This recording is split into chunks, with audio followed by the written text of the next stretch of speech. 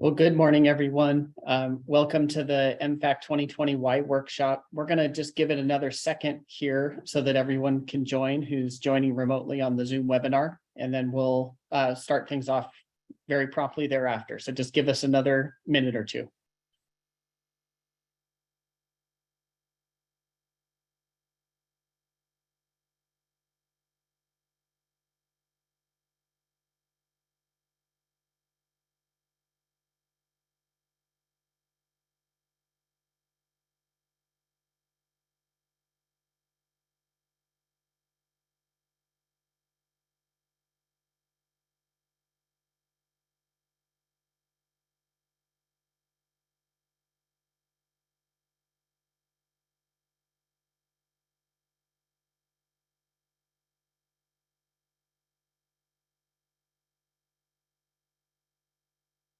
Go ahead again.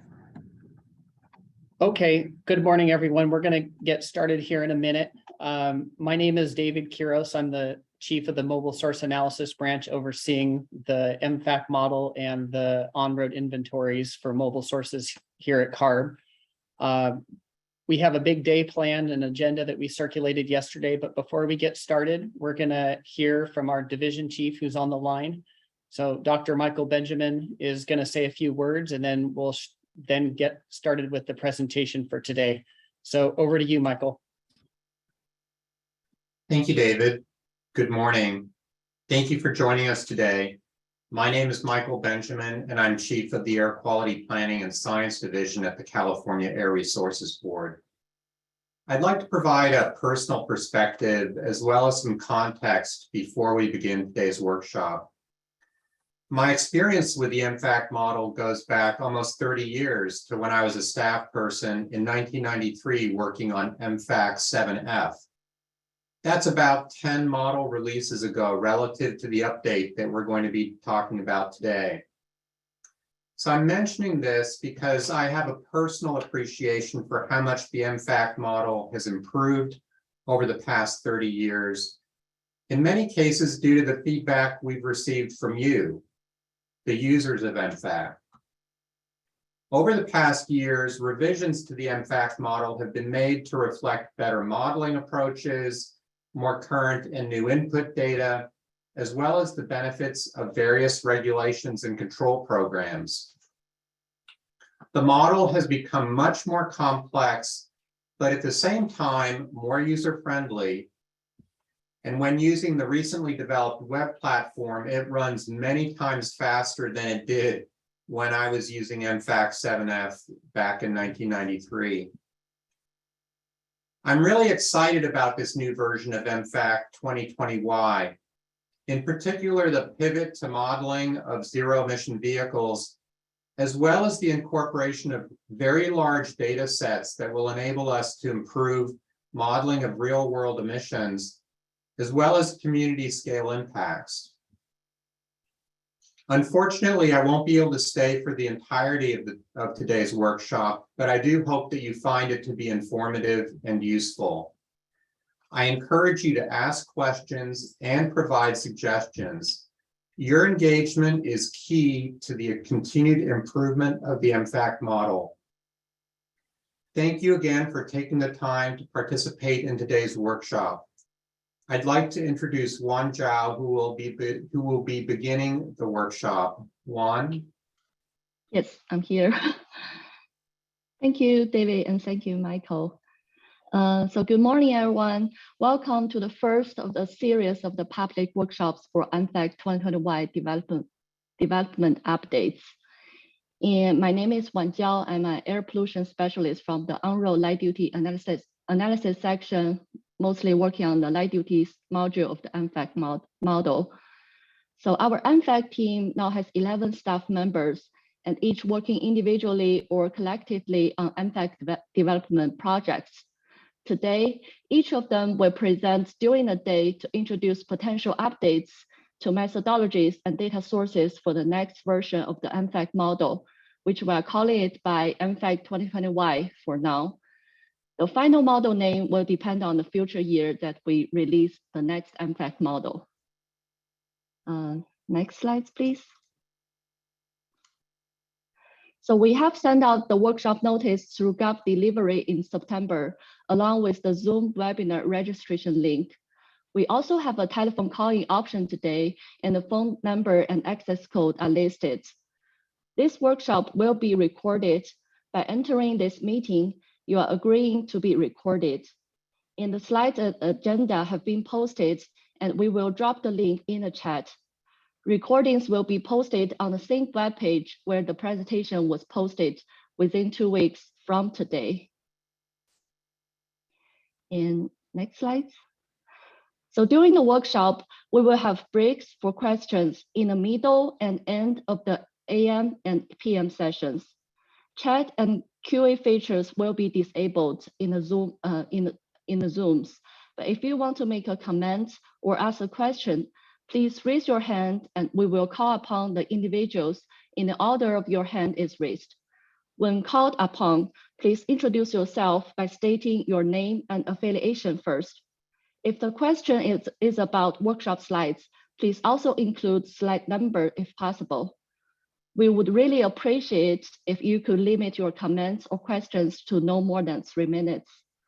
To raise your hand, you can either use the raise hand feature in Zoom or press #2 if you are calling from phone.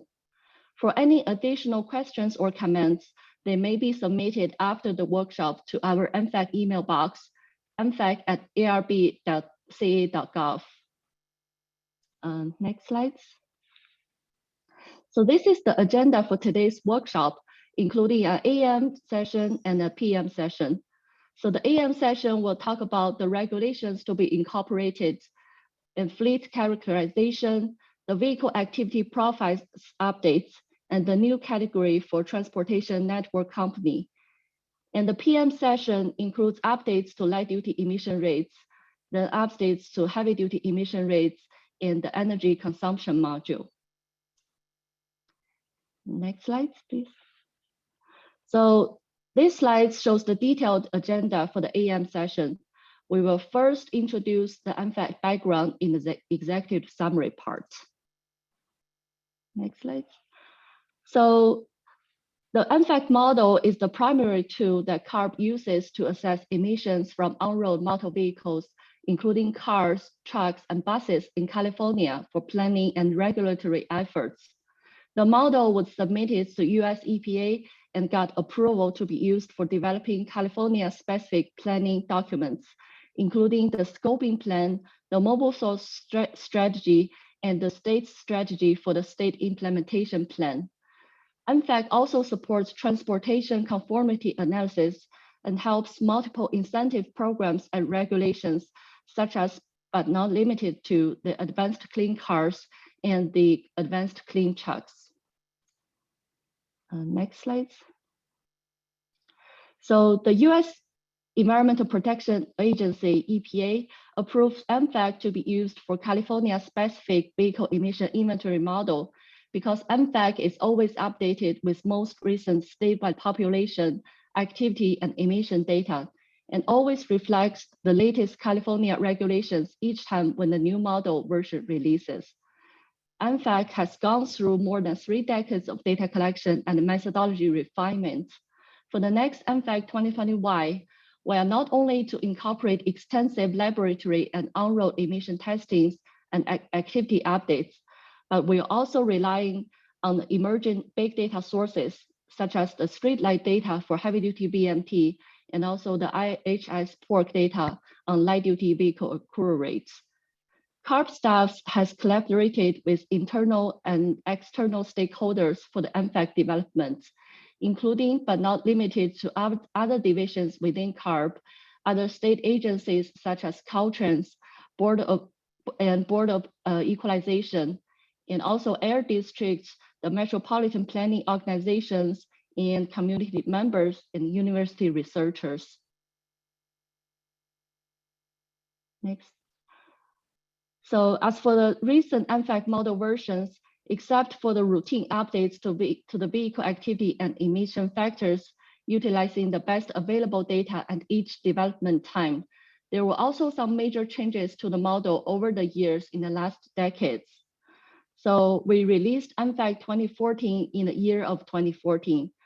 departed from using the old Fortran language, our staff rebuilt the EMFAC with new programming architecture using Python and MySQL software, and incorporated field-based statewide activity with new vehicle miles traveled spatial allocation methodology, and accounted for federal and California regulations and standards adopted post-2010, such as the Advanced Clean Cars, the Heavy-Duty Greenhouse Gas Phase 1, and the Truck and Bus Regulation Amendments.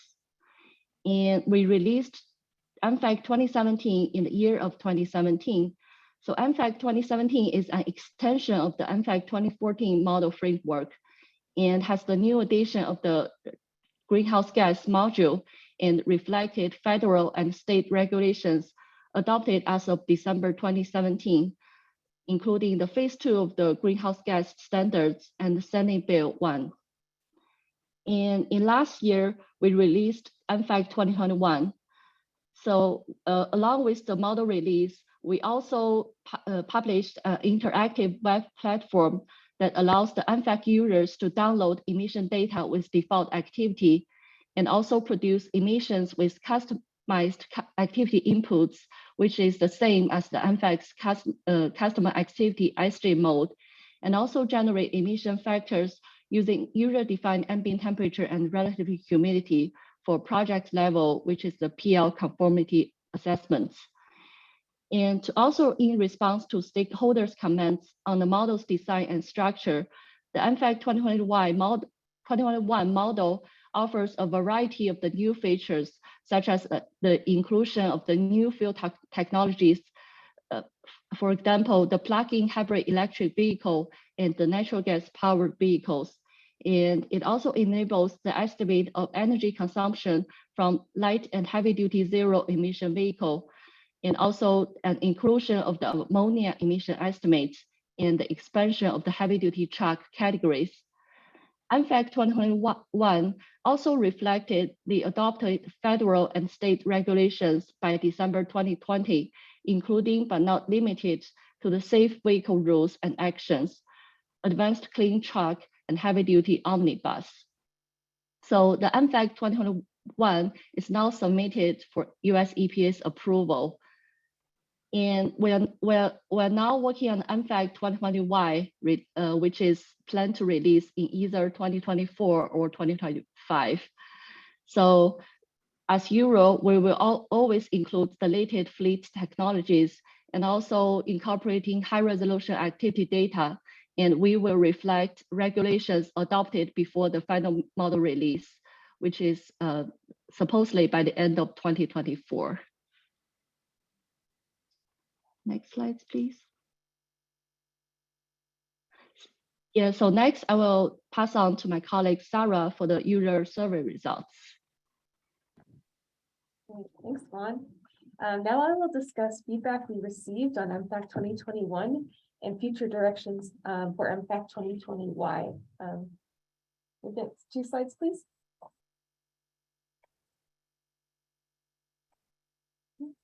During summer 2021, CARB staff sent out a survey to collect feedback on EMFAC 2021 to see which features users liked best. We will continue to update and improve these features in subsequent versions. In addition, we asked for input on new model features that may be part of EMFAC 2020Y. We received responses from both internal and external stakeholders, including air quality management districts, metropolitan planning organizations, and other state agencies and private companies. We want to thank everyone who participated and gave us valuable feedback for improving the model. Next slide. The table shown here lists results for EMFAC 2021 features that users liked best. These include reflections of the latest adopted regulations, web platform that allows users to query EMFAC results quickly and with ease, the addition of new fuel technologies, heavy-duty vehicle miles traveled updates that use growth rates from Caltrans travel demand model, new vocation-specific truck categories, energy consumption estimates for battery electric vehicles, improved light-duty ZEV forecasting using CEC's model, an evaporative model which replicates the MOVES approach for estimating these emissions, the inclusion of the project level mode on the web platform, and finally, the addition of ammonia emissions. We will ensure that we will keep these features and continue to improve them. Next slide. We sent users a list of suggested features for EMFAC202Y and asked them to rank them 1 to 5, with 5 being the highest priority. We will be covering the first 6 plus other updates during today's workshop. This includes updating emission rates with the latest test data using those from portable emissions measurement systems or onboard diagnostic or OBD systems. Updates to out-of-state fleet characteristics and activity, expansion of fleet and technology types like transportation network companies or natural gas, a new fleet turnover method that incorporates more socioeconomic variables, updates in energy consumption estimates from battery electric and fuel cell vehicles, and higher spatial resolution, activity, and emissions. Potential topics for future workshops include improvements to desktop app computational efficiency, updates to brake and tire wear emission rates, and improvements to the graphical user interface of the web platform. Next slide. I will now move on to potential major updates. Next slide. So these will be high-level updates for EMFAC202Y. Please note that later on during the workshop, staff will present more details for each of these updates. Next slide. In EMFAC202Y, staff will update emission rates using new light-duty in-use test data from our Riverside lab. Data for light-duty passenger vehicles with gross vehicle weight rating under 8,500 pounds will be acquired through the Light-Duty Vehicle Surveillance Program, which includes dynamometer and portable emission measurement systems or PEMS data, and also data from the Federal In-Use Verification Program. This will include exhaust, evaporative, and speciated emissions. CARB will also conduct extensive exhaust and evaporative testing for motorcycles targeting new 2018 model year Class 3 vehicles. Next slide. Similar to light duty, staff will also update emission rates for heavy duty vehicles, including Class 7 and 8, Class 4 through 6, and Class 2V3 shown on 3 panels on the slide. These updates will be informed by data from both dynamometer and PEMS testing through various internal test programs, such as truck and bus surveillance, and also extramural contracts. Next slide. Staff will update fleet characterization and populations in this next round of EMFAC to incorporate the latest data and technologies. Automated license plate reader or ALPR data can be used to update fleet characteristics of out-of-state trucks operating in California. The next version will also include fuel cell heavy-duty trucks in response to CARB's heavy-duty zero-emission regulations, such as advanced clean fleets. Hydrogen consumption will be added as an output to the model. There will also be updates to battery electric energy consumption rates for additional fleet types. Staff will update base year populations and fleet characteristics as we have done for previous EMFAC versions, using the latest registration database data from Department of Motor Vehicles, DMV, and other sources. Next slide. Staff are looking into new data sources and technologies for fleet characterization and activity profiles. This includes a new category for vehicles that drive for transportation network companies like Lyft and Uber. In addition, real-world operations, activities, and characteristics with desired temporal and geographic resolution from vendors like Streetlight can be used to develop more granular emissions inventory and give us better information on where heavy-duty trucks operate based on vocation types. Staff will also use data purchased from vendors like IHS Markit to update annual mileage accrual rates by make, model year, model, weight, and fuel type, and other variables. Next slide. Other updates to populations and forecasting include financial and industrial information about businesses. Staff are exploring the relationship between fleet characteristics and financial characteristics to distinguish disparate fleets and their activities. In addition, CARB is conducting an internal analysis and collaborating with UC San Diego to improve light-duty sales and retention, as well as vehicle miles traveled or VMT forecasting. Next slide.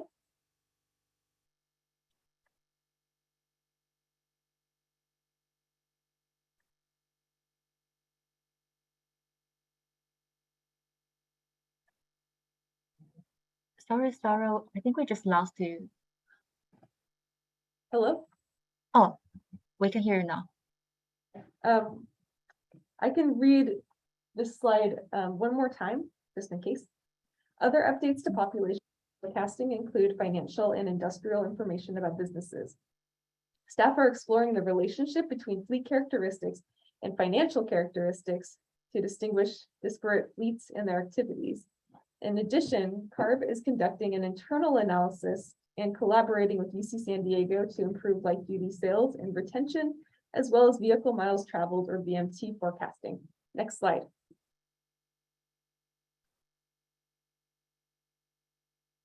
EMFAC202Y will include the effects of regulations that are adopted before its release. For the light-duty sector, this includes CARB's historic Advanced Clean Cars 2 regulation. The program starts in 2026 and includes low-emission vehicle or LEV regulations that are enhanced to clean up combustion vehicles and zero-emission sales requirements with 100% zero-emission sales by 2035. This regulation was adopted by our board in August this year. The on-road motorcycle rulemaking includes exhaust emission standards for gasoline motorcycles starting with the 2025 models and zero-emission motorcycle requirements starting with the 2028 model. This regulation will be considered by our board in February 2023. Next slide. For the heavy-duty sector, EMFAC202Y will include heavy-duty inspection and maintenance program, which requires that vehicle emission control systems work properly. This regulation was adopted by our board in December 2021, and the program starts in 2023. Advanced Clean Fleets has zero emission requirements for certain fleet groups like drayage and high priority. This regulation will be heard by our board later this month and will be implemented in 2024. In addition, EPA's heavy-duty engine vehicle standards will require federal certified vehicles to have lower NOx emissions. This regulation will be considered at the end of this year and will be implemented in 2027. Next slide. The survey included a few items we will not speak in detail about today, but may be presented in subsequent workshops. This includes improving the computational efficiency of the desktop application of EMFAC. We are currently exploring ways to reduce model runtime for the by-speed output option. In addition, we are working to improve our understanding of brake and tire wear emissions through both in-house research and extramural studies, and the important factors driving these emissions, like braking materials and technology, tire materials, road conditions, and more. Last, we are working on improvements to the graphical user interface of the web platform. We have responded to one suggestion so far by adding multi-region selection so people can query multiple areas at the same time. We may consider others. Next slide. Now I will turn it back over to Juan to discuss Advanced Clean Cars 2. Thank you, Sarah. So next I will talk about one of the regulations that are going to be included in EMFAC202Y for light duty, which is the Advanced Clean Cars 2, the ACC2. So the ACC2 established standards for new 2026 and plus model year standards for California light-duty vehicles. There are many components to the low emission vehicle requirements, but we are only presenting the exhaust standards since they are going to be included in the next EMFAC model, including the phase out of the zero emission vehicles from the NMOG plus NOx fleet average emission standards by model year 2029, and eliminate the high emitting certification bins, which set an upper limit to 0.0770 NMOG plus NOx grams per mile in the light duty fleet, and also reduce the cold start emissions from light duty vehicles. And for zero emission vehicle requirements, there's annual ZEV percentage requirements. For example, 68% of new vehicle sales by model year 2030 and 100% by model year 2035. And there's also minimum ZEV and plug-in hybrid electric vehicle PHEV technical requirements, and also durability, battery warranty, and service information requirements. The board has approved ACC2 in August 25th this year, and we expected the effective date to be no later than January 2023. Next slide, please. So this slide shows the total ZEV and PHEV sales fractions by model year from 2026 and beyond that are required by the ACC2 and going to be reflected in EMFAC202Y. The green and red lines represents the phasing schedule for new light-duty car and truck total ZEV and PHEV fractions under ACC2 separately. And in comparison, the dashed dark blue and blue lines represents the light-duty car and truck total ZEV and PHEV fractions in the current EMFAC 2021 that was forecasted using the consumer choice model.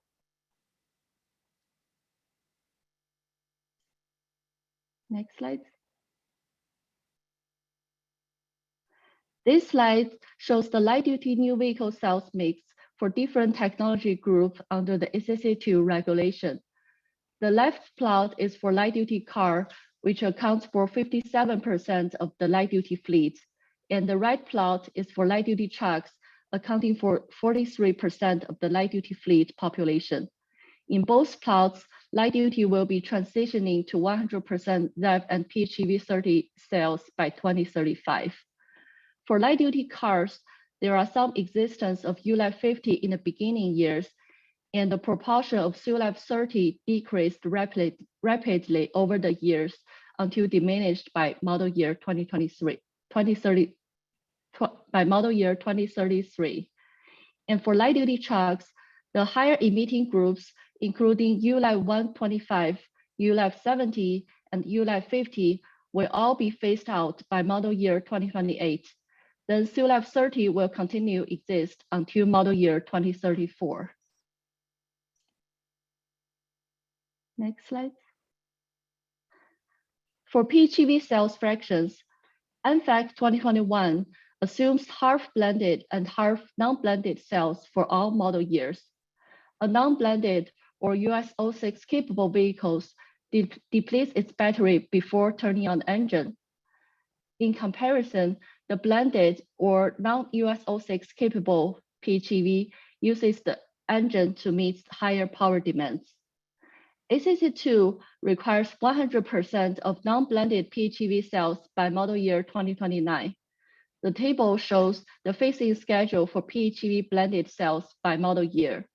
Between 2026 and 2028, the ACC2 will require 10% of LDV, which is the passenger car category PHEV sales to be blended, whereas for light-duty trucks or medium-duty vehicle, the PHEV sales fraction will be kept at 50-50 for blended versus non-blended until transitioning to 100% non-blended in 2029.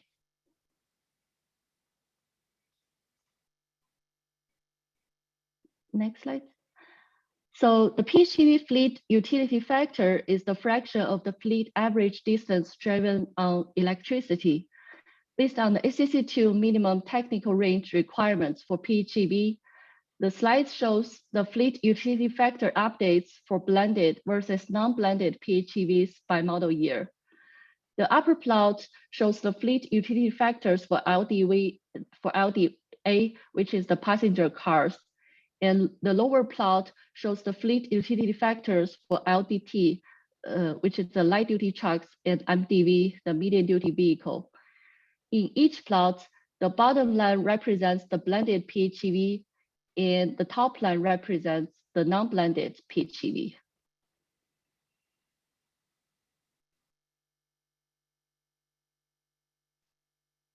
Next slide, please.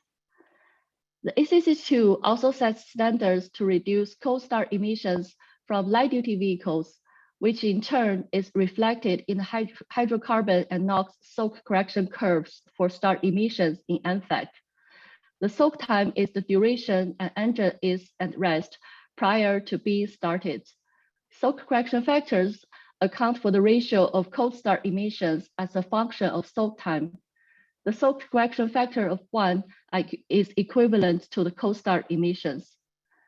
The two plots here shows changes in hydrocarbon and NOx soak correction factors with respect to the soak time in minutes. The green dotted ACC2 baseline curve was derived from the EMFAC 2021 SULAF 30 curve based on CARB's engine start emission quick driver weight emission testing to account for calibration of vehicles with shorter idle that increased cold start emissions. The dashed orange ACC2 proposal curve reflected the ACC2 required reduction of cold start emissions based on CARB's in-house testing of better performing manufacturers for intermediate soaks and shorter idle. The thinner blue line represents the default EMFAC SULAF 30 curve that was derived from standard lab testing cycle.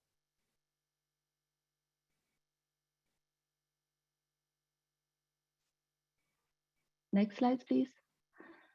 There is also a new standard for PHEV cold start emissions.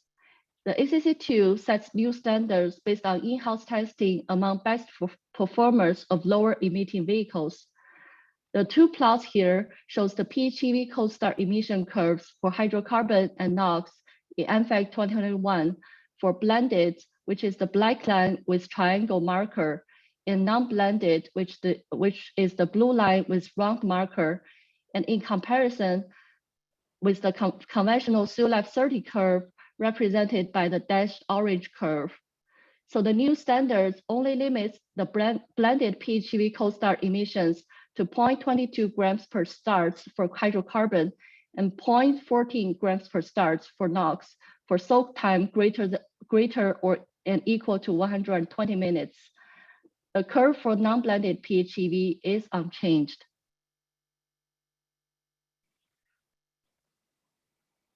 Next slide, please. So the gray space here between the black and red dotted lines are the reduction of the cold start emissions for blended PHEV as required by ACC2. Next slide. So with all the previous changes set by ACC2, we anticipate the light-duty emissions in EMFAC 20Y in future years will drop. The two plots shows the ROC and NOx emissions in tons per day between EMFAC 2021 default as baseline, comparing with the proposal scenario, including all the ACC2 exhaust and ZEP requirements for light-duty vehicles.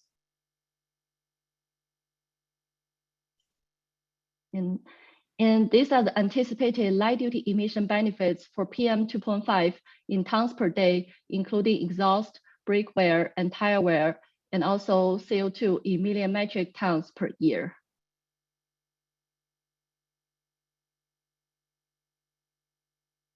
Next. So next, I will pass on to my colleague, Stephen, for on-road motorcycle regulations.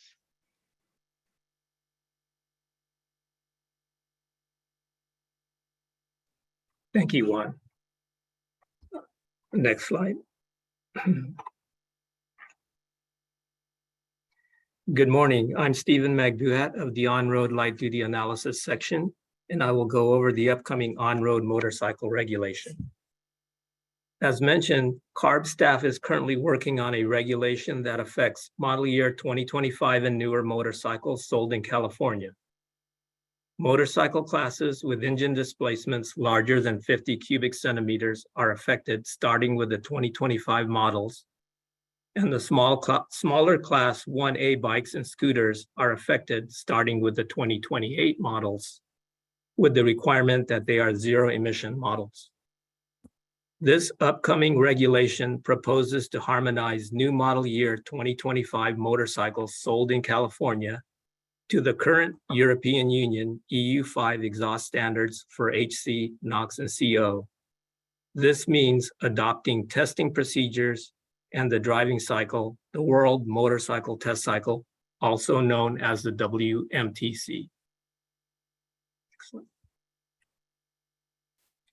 The additional requirements of the regulation include a zero-emission motorcycle credit program for manufacturers beginning in 2024, where credits are submitted by the percentage of new sales, and that starting in 2028 reflects 10% of new motorcycles sold in California to be zero-emission models, gradually increasing the yearly new sales to 50% by 2035. Additionally, starting in 2028, new motorcycles are expected to have increased useful life and onboard diagnostics monitoring. The new evaporative standard is proposed to begin in 2028, requiring a 3-day diurnal test instead of the 1-hour heat ramp test. This CARB board hearing for this motorcycle regulation is expected next February 2023. Next slide. I'll go ahead and turn over to Ali of Heavy Duty. Thank you, Stephen. Good morning. I'm Ali Dawari from Mobile Source Technology Assessment and Modeling section. In this section, we'll go through the regulations that affect heavy-duty vehicles and will be incorporated in EMFAC202Y. Next slide, please.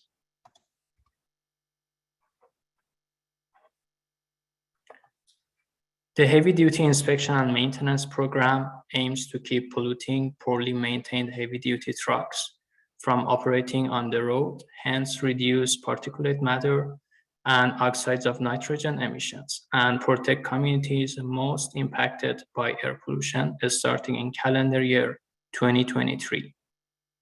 Any non-gasoline vehicle with gross vehicle weight rating above 14,000 pounds operating in California will be subject to this requirement. Affected heavy-duty vehicles equipped with onboard diagnostics or OBD systems would be able to comply by remotely transmitting vehicle emission system monitoring data without bringing their vehicles to the designated testing facility, while vehicles without OBD systems would be required to perform periodic emissions testing to show compliance at the specified intervals. To enhance CARB's ability to enforce the proposed regulation, CARB would deploy roadside vehicle emission monitoring and an automated license plate recognition camera network throughout the state to identify potentially non-compliant vehicles. All vehicles operating in California would be required to have a valid heavy-duty inspection and maintenance compliance certificate to operate legally in the state, and heavy-duty inspection and maintenance program compliance would be tied to DMV vehicle registration for in-state vehicles.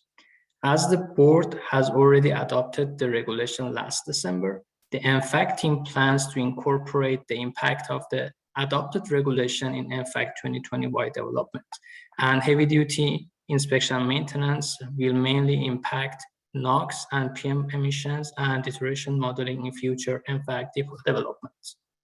Next slide, please.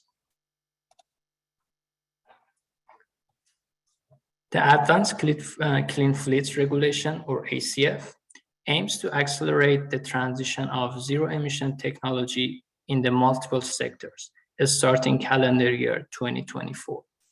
The proposed ACF regulation will target vehicles with manufacturer's gross vehicle weight rating above 8,500 pounds, off-road yard tractors, as well as light-duty package delivery vehicles.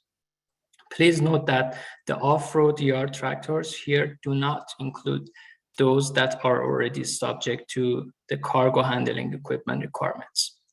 The ACF regulation is divided into separate sections depending on applicability and fleet type. These requirements currently focus on the following fleets: state and local government fleets, drayage fleets that serve both the seaports and intermodal rail yards, high priority, and federal fleets, which mainly include the large fleet owners and operators. In addition, ACF also requires 100% California manufacturer sales requirements by calendar year 2040. For detailed information on this regulation or fleets that may be affected under proposed regulation, please refer to the latest rulemaking documents as shown on the slide. The chart on the right shows the proposed zero-emission vehicle population under the current regulation proposal, and staff plans to incorporate the changes to fleet technology mix due to ACF in the EMFAC202Y model. Please note that this regulation is not finalized yet and will go to the board for public hearing later this month. Next slide, please. EPA's heavy-duty engine and vehicle standards is part of the Clean Trucks Plan. It requires manufacturers to meet new certification standards for engine model year 2027 plus federal certified vehicles that have gross vehicle weight rating greater than 8,500 pounds. These requirements are expected to substantially reduce NOx emissions from combustion trucks. California certified vehicles have lower NOx standards through the heavy-duty omnibus program, which starts in calendar year 2024 and was included in EMFAC 2021 model. The federal heavy-duty engine and vehicle standards, on the other hand, apply to trucks sold in US markets outside of California. This program is important to reducing mobile source emissions in California because over 50% of heavy-duty vehicle miles traveled are driven by trucks sold outside of California. This program includes many of the same elements of the Omnibus program and expands warranty, useful life, tightened requirements on the FTP cycle, a new low load cycle or LLC standard, in-use emissions, and compliance requirements. The final rule is expected at the end of this year in December 2022. For more information, please see the rulemaking materials located at the link below. Now I hand it over to Stephanie. Thanks, Ali. So we'll pause here and start our first Q&A session of the day. Next slide, please. If you want to make a comment or ask a question, please raise your hand and we will call upon individuals in the order of your hand is raised. When called upon, please briefly introduce yourself by stating your name and affiliation. If the question is about a workshop slide, please include a slide number if possible. We would really appreciate if you could limit your comment or question to no more than 3 minutes. To raise your hand, you can either use the raise hand feature in Zoom or press #2 if you're calling from a phone. Please note that given the planned materials that we would like to go over for the rest of this morning, this first Q&A session will only be 20 minutes. If not everyone gets an opportunity to speak, there will be another one at the end of the morning session. You may keep your hand raised until then.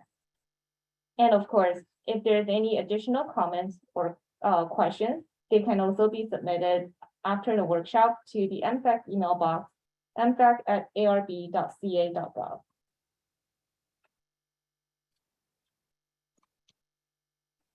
Okay, the first in line is Mike Brady. Mike, I have unmute you and you should be able to speak now. Okay, this is Mike Brady. I work for ICF occasionally, and I've just got 2 quick questions, I hope. One is on light duty auto versus truck.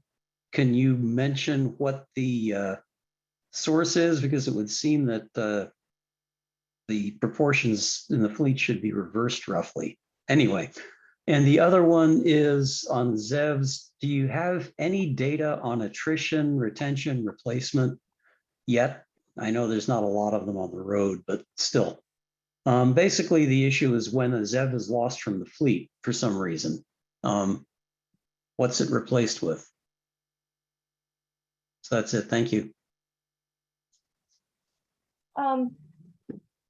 Okay, so Mike, I have Would you mind repeat your first question again on the light duty side? Well, the first one was just sort of based on general impression.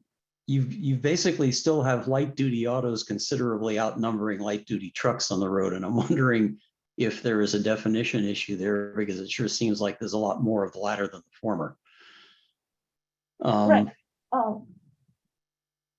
So the ACF, or the Advanced Clean Fleets, is mainly targeted to the heavy duty end. We do include light duty package delivery vehicles in the draft red language at the moment, but I think most of the light duty side will be covered by ACC or ACC2, which we already went through in this workshop. And to your second question, in the inventory side of the ACF, we did model retention, and basically the 3 different business sectors, they all have different requirements. So it's kind of like a case by case how a ZV will be replaced or retired, given the different requirements. And I think we have all those details included in the current REC document. And there will be a public board hearing on the 27th of this month. I think there will be, I guess, a more detailed coverage of the regulation at that point. Okay, thank you. Thank you. All right, next in line, we have Mark Sostetra. Mark, I have unmuted you and you should be able to speak. Hi, this is Mark Carreras. I work for the South Coast Air Quality Management District, and I know that this is the 2020Y EMFAC, but I was wondering if you guys have an estimate of when the 2021 version will be approved, or there's like a sense of how long that would take. Thanks. That's a great question, and I think we will be covering some of that detail later in the end of this workshop. But we're still working closely with EPA at the moment, and we'll definitely keep everyone updated on the progress. All right, thank you. Thank you.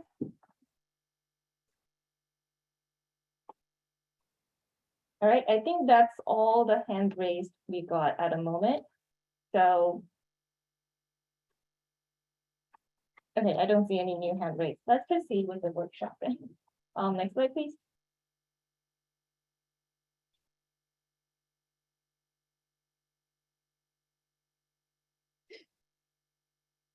Next, I'll hand it to Connie for light duty fleet characterization.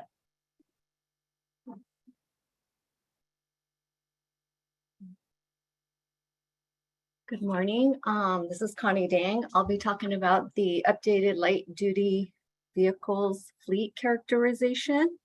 Next slide.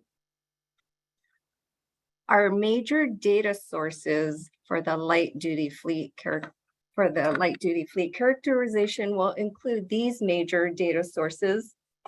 The primary source of data is from the California Department of Motor Vehicles, or DMV for short, their registration data set from calendar years 2000 through 2021.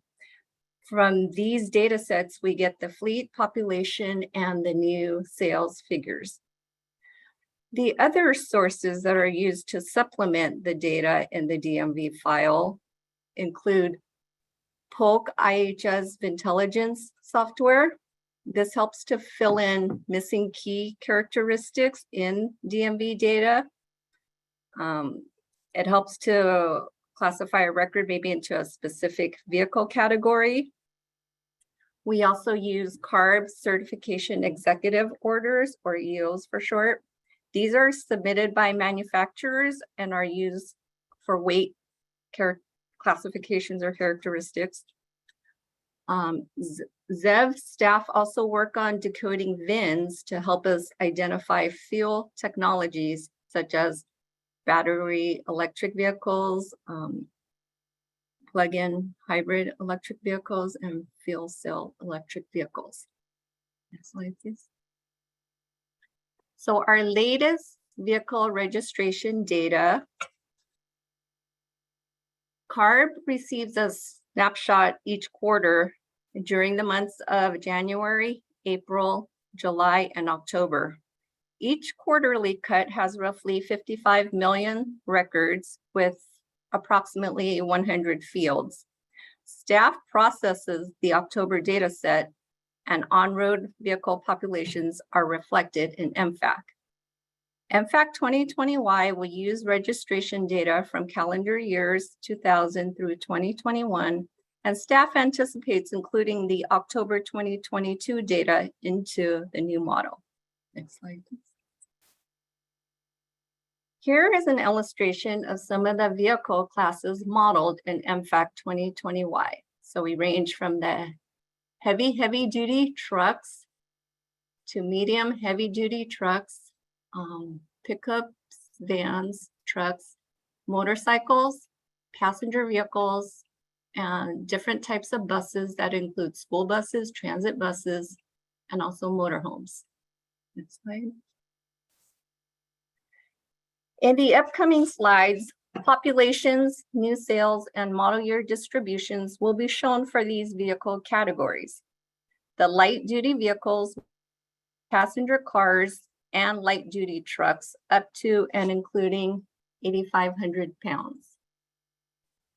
Light heavy duty trucks will go from 8,501 pounds to 14,000 pounds. Next slide. The next three slides will compare EMFAC 2020Y and EMFAC 2021 gasoline populations. The solid blue lines represent EMFAC 2020Y and the red dashed line is for EMFAC 2021. In these plots, both lines will have the same data points for calendar years 2015 to 2019. After 2019, EMFAC 2021 will have forecasted data, while EMFAC 2020Y will use actual DMV data. Oh, no. Okay, this slide on the gasoline passenger cars. Both models have similar trends. The EMFAC 2020Y population is slightly higher than that for EMFAC 2021, but the trend for both models show declining passenger car populations in the more recent years. Next slide. For light duty gasoline trucks, EMFAC 2020Y shows sizable growth between calendar years 2020 and 2021. The difference between the models is about 350,000 trucks. Next slide. For the gasoline light heavy duty trucks, EMFAC 2020Y underpredicts the calendar year 2020 counts by about 25,000 trucks. The population difference between EMFAC 2020X and EMFAC 2021 and EMFAC 2020Y is much closer for calendar year 2021, where the DMV 2021 population is about 11,000 or 12,000 vehicles higher. Next slide. Okay, moving on to the diesel populations for the same vehicle classes. Starting off with the passenger cars, both models show small population differences and relatively stable counts for diesel passenger cars. Next slide. For the light duty diesel trucks, EMFAC 2020Y has higher growth than predicted by EMFAC 2021 for calendar year 2021. For diesel light heavy duty trucks, similarly, the populations for EMFAC 2021Y exceeds the counts forecasted in EMFAC 2021 by about 10,000 vehicles. Next slide. For the electric populations, the passenger cars, there has been steady growth in each year for both models, and both EMFAC 2020Y and EMFAC 2021 are growing at relatively the same rate. They're close to 448,000 electric vehicles in DMV for calendar year 2021. Next slide. For the electric light-duty truck population, again, both models show similar trends with a sharp increase since calendar year 2019. And EMFAC 2020Y has exceeded what was forecasted in EMFAC 2021. This slide represents a new category for EMFAC 2020Y. These are light, heavy-duty trucks with GVWR between 8,501 pounds and 14,000 pounds. Exempt vehicles that are registered to city, county, district, federal, or state entities and typically have an expiration date of 12/31/2099 in the DMV system are considered exempt. These totals are not in addition to the total vehicles presented earlier in the gasoline and diesel slides for this vehicle weight, but these are a subset of those totals. These are DMV populations from 2020 and 2021 data sets and show to be predominantly gasoline-fueled vehicles. Next slide. The next three slides will show new sales comparisons. First, light-duty vehicles, passenger cars, and trucks up to 8,500 pounds. Passenger cars, shown with the blue lines, have a sharp decline between 2015 and 2016 and continue to fall for both models. For calendar year 2021, passenger cars new sales for EMFAC 2020Y declined more than predicted for EMFAC 2021. Gasoline light duty new sales, shown with the red lines, has substantial growth that is higher than anticipated in the previous model. Next slide. Here are the light duty vehicles, less than and equal to 8,500 pounds. The light duty truck sales have growth in EMFAC 2020Y for both calendar years 2020 and 2021, as seen with the solid red line. New sales were predicted to be around 3,000 vehicles in EMFAC 2021, but turned out to be over 15,000 for EMFAC 2020Y. Next slide. For the light heavy duty truck new sales, EMFAC 2020Y shows a sharper decline in 2019 before sales increased for calendar year 2020. For diesel light heavy duty sales, EMFAC 2020Y counts exceed EMFAC 2021 forecasts. Next slide, please. We will now look at the model year distributions for all fuels combined. For passenger cars, the blue line reflects DMV 2019 model year distribution, which was used as the base year for EMFAC 2021, and the red line is for the model year distribution from DMV 2021. DMV 2021 populations are generally lower than DMV 2019 populations for the model years shown. Next slide. For light duty trucks, we see the same trend for DMV 2019 versus DMV 2021. Next slide. For the light heavy duty trucks, the two DMV data sets seem to match closely for both of the model year distributions. Next slide. Looking at the population growth for advanced technology groups, this slide shows the counts for BEVs, fuel cell electric vehicles, and Phevs for currently registered vehicles. There is consistent growth in each data set from calendar year 2018 to calendar year 2021.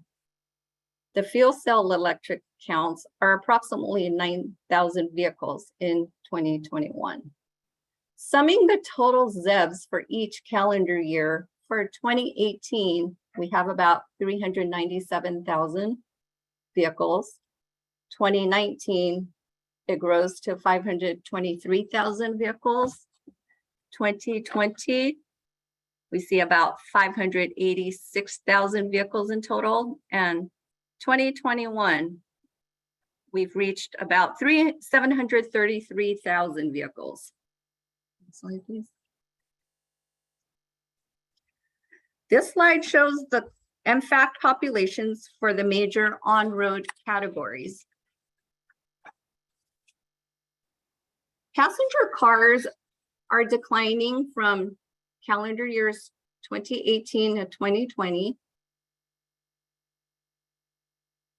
Actually through 2021, while the light duty and light duty heavy duty trucks increase during these years. Medium heavy duty truck populations fluctuate, but the heavy duty truck counts are relatively stable. The total counts for all categories remain fairly constant over the different DMV data sets. Next slide. So in summary, passenger car populations continue to decline except for the electric powered vehicles. Light duty truck populations are higher for diesels and electrics. EMFAC202Y shows that battery electric vehicles are growing rapidly. However, PHEVs and FCEVs have slower population increases. And the total on-road population registration counts have not changed significantly since 2018. Our next presenter will be Sherry to give us the heavy duty fleet characterization updates. Good morning. Good morning. This is Sherry Salem Moore of the Mobile Source Technology Assessment and Modeling section. In this part of the presentation, we will be reviewing fleet characterization updates for the non-gasoline fueled heavy duty vehicles. Looking at the primary data sources, next slide. And next slide. Oh, there we go. Thank you. Looking at the primary data sources for on-road heavy-duty vehicle population updates, the California DMV Vehicle Registration Database is the primary source for the in-state vehicle inventory. Data from both the IRP, International Registration Plan Clearinghouse Database, and from IFTA, International Fuel Tax Agreements, are also primary data sources, which are used to characterize the out-of-state vehicle population for vehicles coming into California. Interstate fleets report into the IRP clearinghouse if they have any miles of travel in California, though we do not know which of their vehicles actually accrued those miles in California. The IFTA data assists in apportioning the neighboring and non-neighboring out-of-state inventory based on the annual miles in California per jurisdiction. Neighboring out-of-state jurisdictions include Arizona, Idaho, Nevada, Oregon, Washington, and British Columbia. Non-neighboring out-of-state jurisdictions are all the remaining US states and Canadian provinces with travel in California. It should be noted that commercial vehicles from Mexico are dual-plated and already included in the California DMV registration database. Next slide. Other sources of data used include VIN lists from the major ports. EMFAC's T7 POLA is for the San Pedro facility with the ports of Los Angeles and Long Beach. EMFAC's T7 POC is for the Port of Oakland. School bus inspection lists from the CHP, California Highway Patrol, are used to identify school buses. Truck and bus rule exemptions and exclusions are used from owner-reported data into the Truck Regulation, Upload Compliance and Reporting System, known as Truckers, and the Excluded Diesel Vehicle Reporting System, known as EDVR. For example, low-use vehicles that travel less than 1,000 miles per year can apply annually for an exemption in Truckers subject to approval. And some non-commercial personal use vehicles are excluded from the truck and bus rule, but need to report into EDVR to avoid registration holds at DMV. New for EMFAC202Y, There is now data from CARB's innovative Clean Transit Database to replace the use of data from the National Transit Database. We will also update fleet inventory using the latest information received from the Advanced Clean Trucks Large Entity Fleet Reporting. And new data received from major intermodal rail yard facilities will be used to model the rail truck inventory in EMFAC. Next slide. When assigning fleet categories to the in-state inventory, in some cases, a given vehicle can be flagged for multiple categories. For example, a tractor could be a drayage port truck, and or it could be a CARP interstate vehicle registered in California, or it could be neither drayage nor CARP, but just a tractor. CARB management assigned this priority sequencing for consistency in processing from year to year.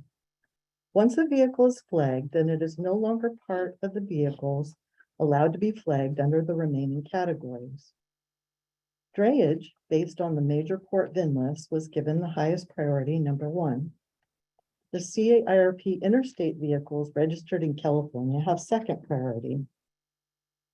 Utility vehicles based on DMV names and addresses for the large privately owned utility companies have third priority.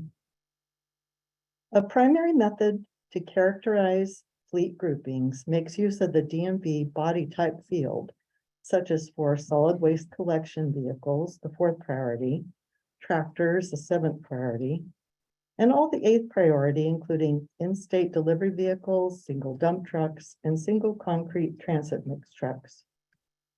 The public vehicles with the 6th priority are based on vehicle license types for city, county, state, district, and other governmental categories. All of the remaining unflagged vehicles are assigned as in-state other fleets, the 9th and last priority. In-state other includes many different body types, such as flatbed, platform, stake or tank trucks, well drillers, and wrecker or tow trucks. Next slide. This next section will focus on the bus population inventory updates. Transit buses are excluded here as they have a separate processing module in EMFAC and will be discussed later in this presentation. The y-axis displays a number of buses and the x-axis displays the types of buses, all other buses, motor coaches, and school buses. Above the chart are the calendar years of 2019, 2020, and 2021. The green bars display EMFAC 2021 counts, and the hash bars display EMFAC 2020Y updated counts. In EMFAC 2021, calendar year 2019 was the base year with updated historical data, and the calendar years of 2020 and 2021 in EMFAC 2021 were forecasted. For EMFAC 2020Y, we have updated the calendar years of 2020 and 2021 based on the DMV and IRP data, while 2019 will remain the same. In comparing the EMFAC 2021 forecasts with the actual updates in EMFAC 2020Y for the calendar years of 2020 and 2021, the California registered bus counts were proportionately close to the forecast, with the exception of the motor coach counts. Due to the COVID impacts on leisure activities, the actual updated motor coach counts were lower for EMFAC 2020Y than was forecasted in EMFAC 2021.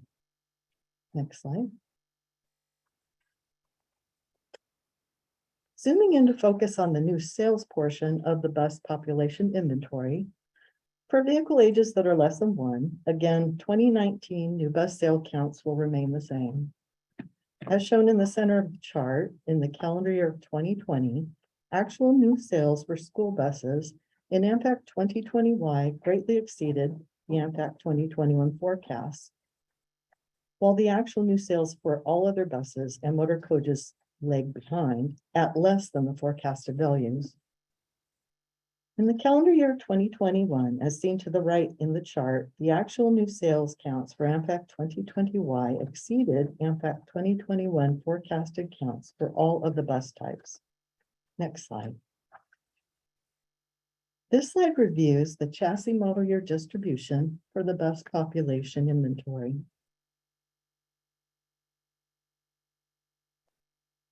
I think, there we go. Chassis model years are used in EMFAC as the DMV and IRP data used to update inventory only provides chassis model year data. At the top of the chart are the model year groupings for this distribution, with model year 2007 and older on the left, model year 2008 to 2010 in the center, and model year 2011 plus on the right. The y-axis shows the population percentages, and the x-axis shows the calendar years. In general, the green bars with EMFAC 2021 forecasted values were close to the hash bars with the EMFAC 2020Y actual updates. However, model year 2007 and older actual counts decreased more slowly, and model year 2011 plus actual counts increased more slowly than was forecasted in EMFAC 2021. Next slide. This next section will focus on the medium heavy-duty population inventory updates. The medium heavy-duty are vehicles with GVWR, gross vehicle weight ratings, of 14,001 to 33,000 pounds. Similar to the buses, on this chart, the y-axis shows the number of vehicles, the x-axis shows the calendar years, and the counts will remain the same for 2019. In calendar year 2020, the EMFAC 2020Y actual updates were slightly lower than the EMFAC 2021 forecasts. In calendar year 2021, the opposite is true, with the EMFAC 2020Y actual updates slightly higher than the EMFAC 2021 forecasts. Next slide. Zooming in to focus on the new sales portion of the medium heavy-duty population inventory for vehicle ages that are less than 1. Again, the 2019 new sales counts remain the same. As shown in the center of the chart, in the calendar year of 2020, actual new sales for medium heavy-duty in EMFAC 2020Y exceeded the EMFAC 2021 forecasts.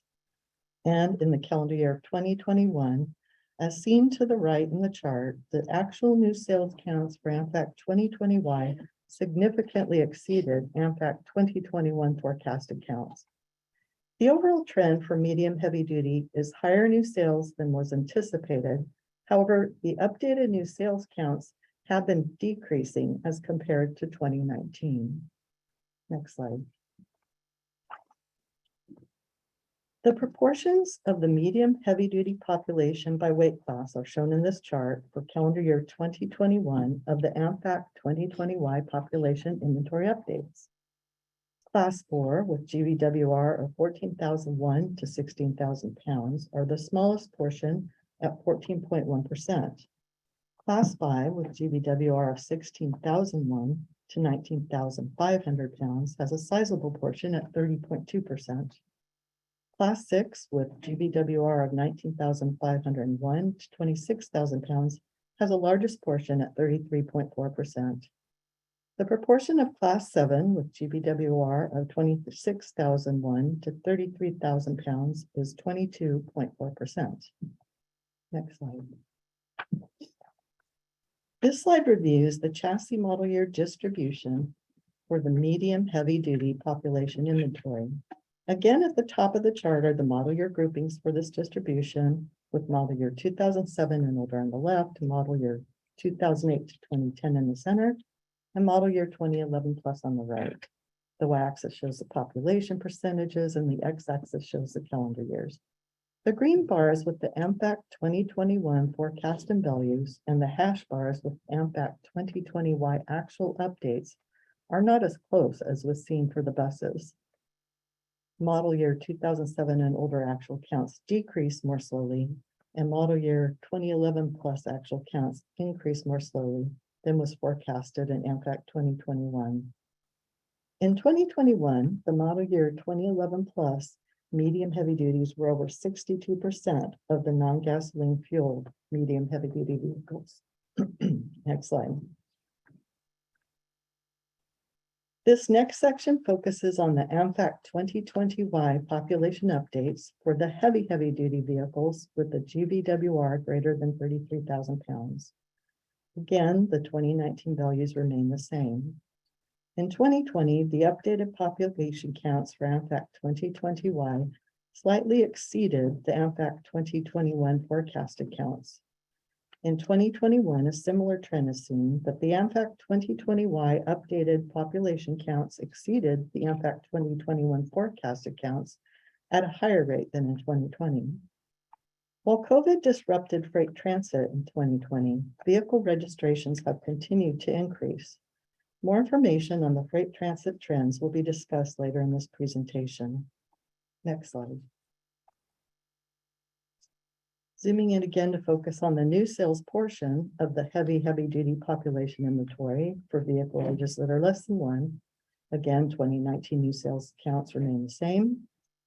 As shown in the center of the chart in the calendar year of 2020, actual new sales for heavy-duty and EMFAC 2020Y exceeded the EMFAC 2021 forecasts. And in the calendar year of 2021, as seen to the right in the chart, the actual new sales counts for EMFAC 2021Y exceeded EMFAC 2021 forecasted counts at a higher rate than 2020. Similar to the medium heavy duty, the overall trend for heavy duty is higher actual new sales than was anticipated. But unlike the medium heavy duty new sales, which were decreasing noticeably over time, the new sales for heavy duty have remained fairly constant. Next slide. This slide reviews the chassis model year distribution for the heavy duty population inventory. Again, at the top of the chart are the model year groupings for this distribution, with model year 2007 and older on the left, model year 2008 to 2010 in the center, and model year 2011 plus on the right. The y-axis shows the population percentages, and the x-axis shows the calendar years. The green bars with EMFAC 2021 forecasted values and the hash bars with EMFAC 2020Y actual updates show a similar trend to the medium heavy duty in the calendar years of 2020 and 2021. Model year 2007 and older actual counts decreased more slowly, and model year 2011 plus actual counts increased more slowly in EMFAC 2020Y updates than was forecasted in EMFAC 2021. Overall, the model year 2007 and older counts have declined from 2019 to 2021, and the model year 2011 plus counts have increased from 2019 to 2021, a positive trend. Even though not growing as rapidly as was predicted, in 2021, the model year 2011 plus were over 73% of the non-gasoline fueled heavy duty vehicles. Next slide. For the diesel heavy duty, this slide reviews the 2021 updated population inventory based on truck and bus regulation compliance dates. And this slide focuses on classes 4 to 6, which have a different compliance schedule than the heavier weight groups. As noted on the right with the legend, diesel vehicles must meet the truck and bus 2010 engine rule requirements by January 1st of the compliance schedule year, unless they have an authorized exemption or are not subject to the rule. More information on these exemptions and exclusions can be found on CARB's truck stop site per the link provided. The pre-2005 chassis model years represent 16.7% of the 2021 population. These diesel 2.6 vehicles needed to meet the 2010 engine standard prior to January 1st of 2021. Starting in 2020, California DMV was required by law to deny registrations for vehicles that do not meet CARB diesel rules. So these reflect vehicles with exemptions such as low use and exclusions such as public vehicles. The 2005 to 2007 chassis model years represent 11%. The 2008 to 2010 represent 7.3% of the 2021 population. These model year groups also include some exemptions and exclusions to the truck and bus rule. The 2005 to 2007 chassis model years needed to meet the 2010 engine standard by January 1st of 2021. However, DMV places holds as vehicles come up for registration renewal, and these October 1st, 2021 updates will not yet reflect registrations updated later in the year. The 2008 to 2010 chassis model years have the final truck and bus compliance date approaching on January 1st, 2023. The model year 2011 plus already meets the truck and bus 2010 engine rule requirements and represents 65.1% of the 2021 diesel fueled T6 class 4 to 6 in-state vehicles. Next slide. This slide focuses on the diesel class of 7 to 8, which have a different compliance schedule in the lighter weight groups. The pre-2001 chassis model years represent 11.9% of the 2021 population. These diesel T6 and T7 vehicles needed to meet the 2010 engine standard prior to January 1st of 2021. As noted on the prior slide, California DMV was required by law to start denying registrations for vehicles that did not meet CARB diesel rules. So these pre-2001 reflect exempt and excluded vehicles. The 2001 to 2005 chassis model years represent 4.8%. The 2006 to 2007 represent 3.3%. And the 2008 to 2010 represent 7.3% of the 2021 population. These model year groups also include some exemptions and exclusions to the truck and bus rule. The 2001 to 2005 chassis model years needed to meet the 2010 engine standard by January 1st of 2021. However, as already noted, since DMV places holds as vehicles come up for registration renewal, these DMV October 1st, 2021 updates will not reflect registrations updated later in the year. The 2006 to 2007 chassis model years that needed to meet the 2010 engine standard by January 1st of 2022 will reflect DMV registration holds in future year population updates. As with the classes 4 to 6, the 2008 to 2010 chassis model years had the final truck and bus compliance date approaching on January 1st, 2023. The 2011 plus model years that already meet the truck and bus 2010 engine rule requirement represent 69.7% of the 2021 diesel fueled T6 class 7 and T7 class 8 in state vehicles. Next slide. For past EMFAC versions and for EMFAC 2020Y in the calendar year 2020, the transit bus population inventory updates made use of data from the National Transit Database, NTD. This database is populated by all transit agencies that receive federal funding, which included almost all agencies. With the addition of a new database from the Innovative Clean Transit Reporting Tool, also known as the ICT-RT, there will be a more comprehensive data source to use for updates starting in calendar year 2021. All California transit agencies are required to report into the ICT-RT. The y-axis on this chart shows the population vehicle counts, and the x-axis shows the mode of fuel types. The green bars on the left show the EMFAC 2021 predictions for the calendar year of 2020. The hash bars in the middle show the updated data for 2020 based on the NTD, and the check bars on the right display the new ICT-RT data for 2021. Next slide. For EMFAC 2020Y, there will be a new vehicle category for the T7 rail drayage Class 8 trucks. The new rail population inventory is being developed from information provided from rail companies, including Union Pacific, UP, Burlington Northern, and Santa Fe, BNSF. Vehicles that were a portion of the T7 tractors in EMFAC 2021, which are Class 8 tractors registered in California, will now be shown as T7 rail drayage Class 8 in EMFAC 2020Y. For the calendar year of 2019, there were approximately 9,000 vehicles identified as frequent rail visitors, and that excludes those already identified as drayage trucks operating at the major seaports. The y-axis on the chart shows the vehicle population counts, and the x-axis shows the model years. The population and VMT projections for this new category will be further discussed in future EMFAC 2020Y workshops. Next slide.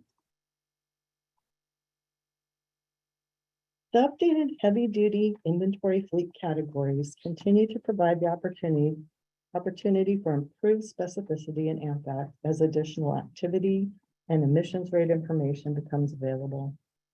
At this time, it is anticipated that AMFAC 2020Y will update the historical heavy-duty population and BMT inventory for the calendar years of 2020 to 2022, and then will forecast the population and BMT for 2023 and beyond.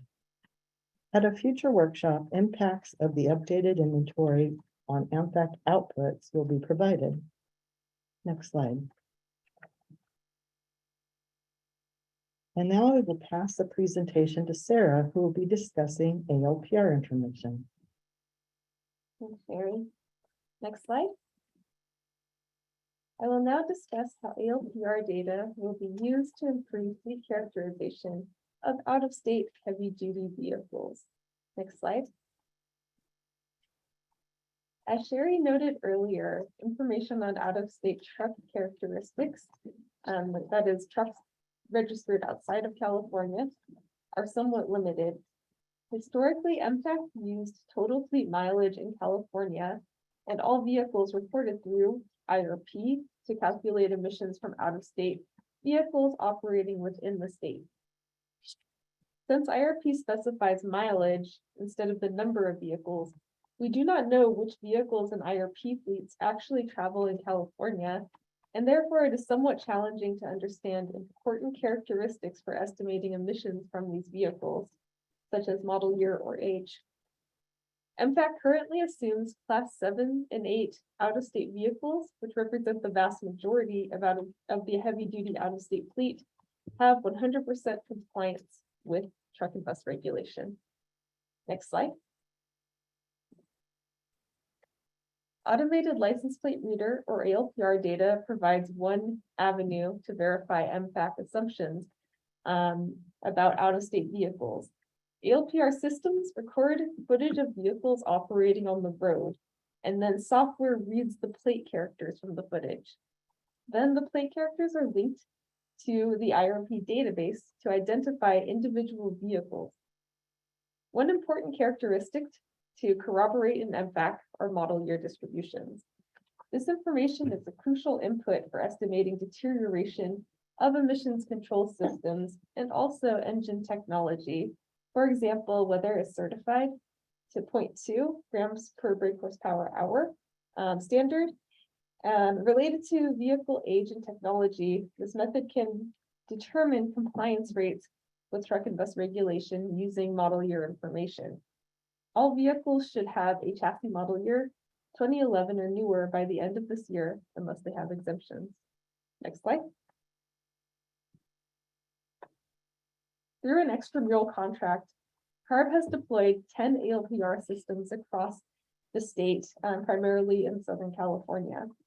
In this presentation, I will summarize findings from 7 locations, since the ones with 2 stars next to them were just installed and data analysis is in progress.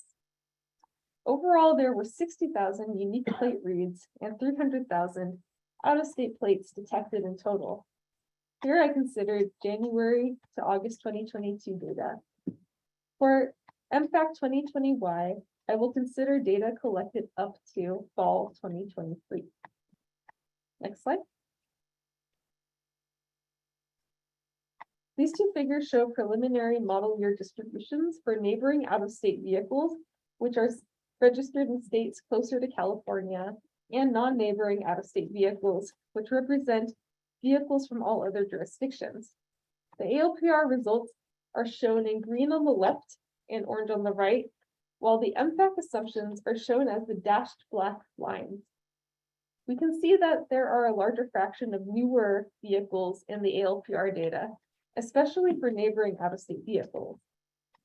Interestingly, ALPR data suggests that there is a small fraction of older pre-model year 2000 vehicles for both groups. Overall, the ALPR data is pretty consistent with our current assumptions.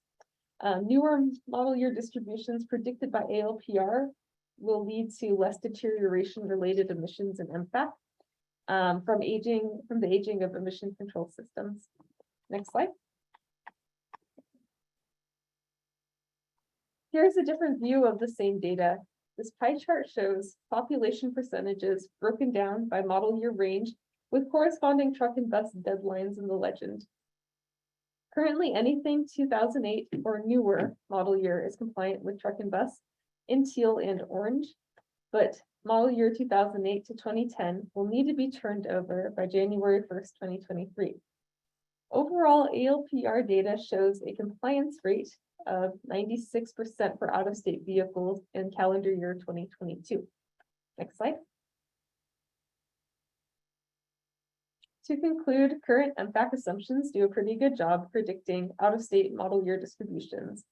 As mentioned before, there are 3 more systems we will analyze data from, and we will incorporate additional data from CARB's Portable Emission Acquisition Systems, or PEACs. Staff will continue to track out-of-state model year distributions through the end of 2022 and update model year assumptions in the base year and consider updates to truck and bus compliance rates for these vehicles based on ALPR and other data. Now I will pass it over to my colleague Jia Chen to discuss light duty activity and forecasting. Thank you, Sarah. Hello, everyone. I'm Jia Chen from the Mobile Source Technology Assessment and Modeling section. And next, I'll go over our plan for updating light-duty vehicle activity estimate and forecasting. So for vehicle in historical years, EMFAC calibrated statewide light-duty gasoline VMT against gasoline consumption in California. Gasoline consumption was estimated based on California Department of Tax and Fee Administration, CDTFA, Motor Vehicle Fuel Tax data reports, subtracting off-road gasoline uses. And vehicle fuel economy is modeled based on data from EPA fueleconomy.gov. And then EMFAC scales light-duty gasoline VMT to match gasoline consumption of light-duty vehicles and applies the same scaling factor to VMT of other fuel types. For EMFAC202Y, staff exploring data sources for calibrating statewide electric VMT, such as the low carbon fuel standard reporting data. So this is how EMFAC estimates statewide VMT. And then statewide VMT is allocated to 69 geographical area indexes, namely GAI in California. So GAIs are equivalent to the common area contained in the intersection of county, air basin, and air district boundaries. For EMFAC 2017 and 2021, EMFAC used California Vehicle Activity Database, CARB, developed by UC Irvine for regional light-duty vehicle allocation. Then for EMFAC 2020Y, we consider using streetlight data for regional VMT allocation. And to validate streetlight data, we're analyzing the data and comparing it with other data sources. So now let's move on to activity forecasting. For statewide VMT, EMFAC 2021 developed a multivariate regression model to forecast statewide VMT growth. Staff performed multivariate regression analysis on numerous combinations of economic variables, including GDP, employment rate, housing starts, gasoline price, and federal interest rate, disposable income, as well as 1- and 2-year lag variables. So here you can see the data sources for economic variables, including the Department of Finance, UCLA Anderson reports, California Energy Commission, and Federal Reserve Bank. For EMFAC 2020Y, we're exploring different methodologies for forecasting light-duty VMT. A straightforward approach would be to follow our previous methodology of developing a multivariate regression model with the latest input data available. We're also seeking ways to reflect recent changes in travel behavior post-pandemic. For example, we're hoping that a CARB contract could inform our estimate of the impact of telework. Additionally, we're exploring the possibility of using metropolitan planning organizations, MPOs, travel demand modeling results to estimate regional VMT growth rate.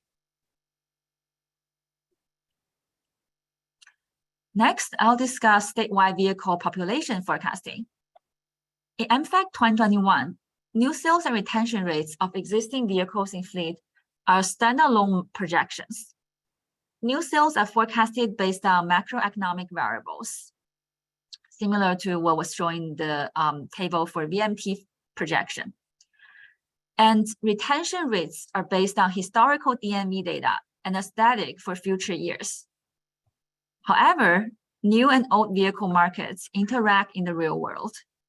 Therefore, for EMFAC 2020Y, we're developing a dynamic vehicle population forecast model via contract with UCSD to simulate interactions between new sales and retention rates, enable the flexibility of considering the impact of vehicle price and regulations, and match the macroeconomic forecast of VMT travel demand.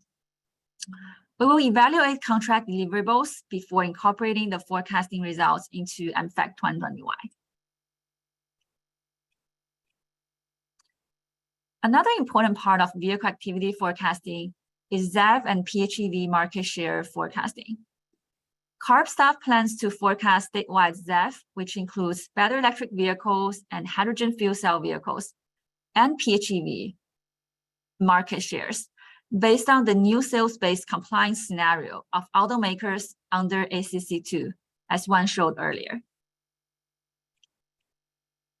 So the total market shares of ZEV and PHEV new sales in model year 2021 is 12%, meaning that the market will need to continue growing to meet the ACC2 requirement of 35% for model year 2026. Therefore, for years prior to ACC2, we consider interpolating between the ZEV and PHEV market shares in the base year 2022 and the ACC2 compliance scenario for model year 2026. And then after model year 2035, we'll maintain 100% ZEV market share, ZEV plus PHEV market share, and the ZEV and PHEV split will remain the same. Furthermore, CARB anticipates developing a contract to forecast regional variations in ZEV adoption based on variables such as income and policies that promote equitable ZEV adoption. So with that, I'll pass it to my colleague Stephanie for the presentation on heavy-duty activity and forecasting. Thanks, Jiaqun. Next slide, please. So following up on Jiaqun's discussion on the light duty side, I will cover the current status and plan for updating vehicle activity and forecasting for heavy-duty vehicles. Next slide, please. Just as a recap, 2019 was used as a base year in EMFAC 2021 for most of the processing we're talking about here. In addition to that, EMFAC 2021 updated annual mileage accrual rates that represent average miles driven using Caltrans 2018 survey and Geotab telematics data. EMFAC 2021 also updated odometer schedules that represent the average cumulative vehicle mileage accrued by a given age based on Caltrans 2018 survey data. Similarly to the light duty vehicles, historical taxable diesel fuel sales were used to normalize statewide VMT, such that model fuel usage matched historical fuel sales for 2000 to 2019. Real-world activity data collected by Portable Activity Measurement System, or PAMS, by University of California, Riverside and West Virginia University through the 200 vehicle project were also analyzed to update activity profiles within the EMFAC 2021 model. These data were pooled with data collected through the 90 vehicle project by UCR CSERT in 2017 to update VMT distribution by hour and speed, engine starts per day, soak time distribution, and idle hours. Here, soak time means the duration of the time of a vehicle engine is at rest prior to being started, and idle hours is the average hour that a vehicle idles on a daily basis. Next slide, please.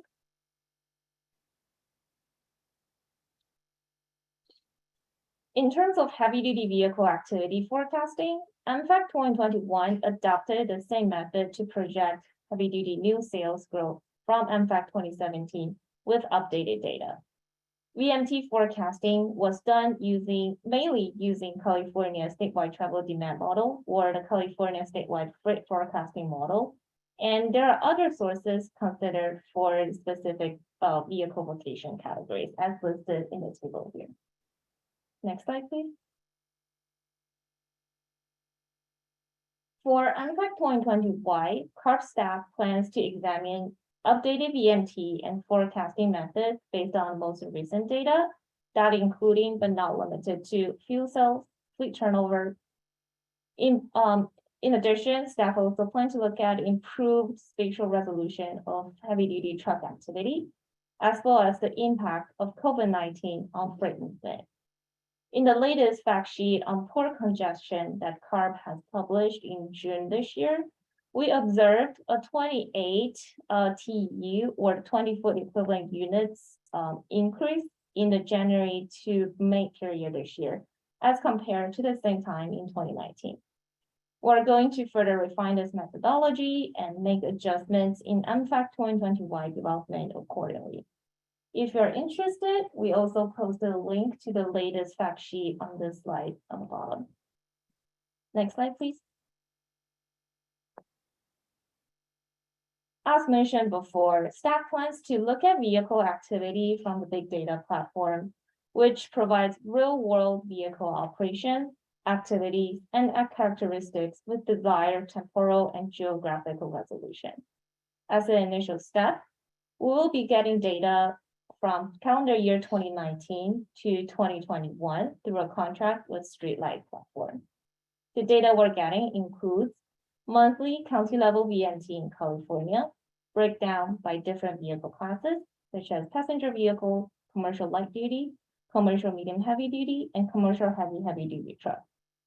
In addition to that, we will also be getting daily average routes and origin destination matrices of commercial trucks based on their land use type. As mentioned earlier, staff are looking into updating the interregional travel assumptions or the VMT reallocation assumption for light duty vehicle using the Streetlight data. In addition, we also hope to better understand heavy duty activity on a much finer resolution, such as length or road segment levels, and investigate the trip patterns of vehicles based on their origin destination, such as seaports, rail yards, ports of entry, warehouse clusters, etc. The EMFAC team plans to intercompare this new data source with other existing sources extensively and update heavy-duty VMT allocation, interregional travel assumptions for both the statewide inventory, which is EMFAC we're talking about here, and the spatially resolved local scale community inventories. In addition, the EMFAC team are also looking to opportunities to improve the overall spatial resolution from the current sub-area or the GII level to finer geographical boundaries in future development. Next slide, please. For future fleet projection and forecasting, CARB staff also plans to combine registration data with financial factors from Dun & Bradstreet. While Dun & Bradstreet provides fleet financial information, CARB staff wants to examine how fleet of different sites or revenue threshold retire, replace, and purchase their heavy-duty vehicles differently, and incorporate the fleet turnover assumptions for different fleet types in EMFAC 2020Y development as well. Next slide, please.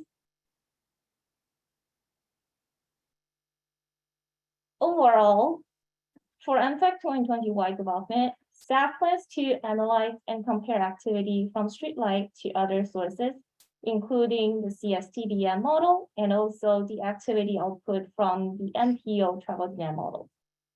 We also would like to acquire other high-resolution activity data, such as the general transit fit specification or the ALPR or peaks and other roadside monitor data. We'll also evaluate the impact of truck and bus rule on truck survival and analyze more PAMS data collected through a new extramural contract. And last but not least, we plan to update fleet turnover rates based on fleet type while considering the impact of all the new regulations. Next, I'll pass it back to Jia Chen for the TNC category. Thanks, Stephanie. So now I'll briefly talk about our plan to add a new category for vehicles operating for transportation network companies, namely TNCs. TNCs are defined by the California Public Utilities Commission, CPUC, as companies or organizations that provide transportation services using an online-enabled platform to connect passengers with drivers using their personal vehicles.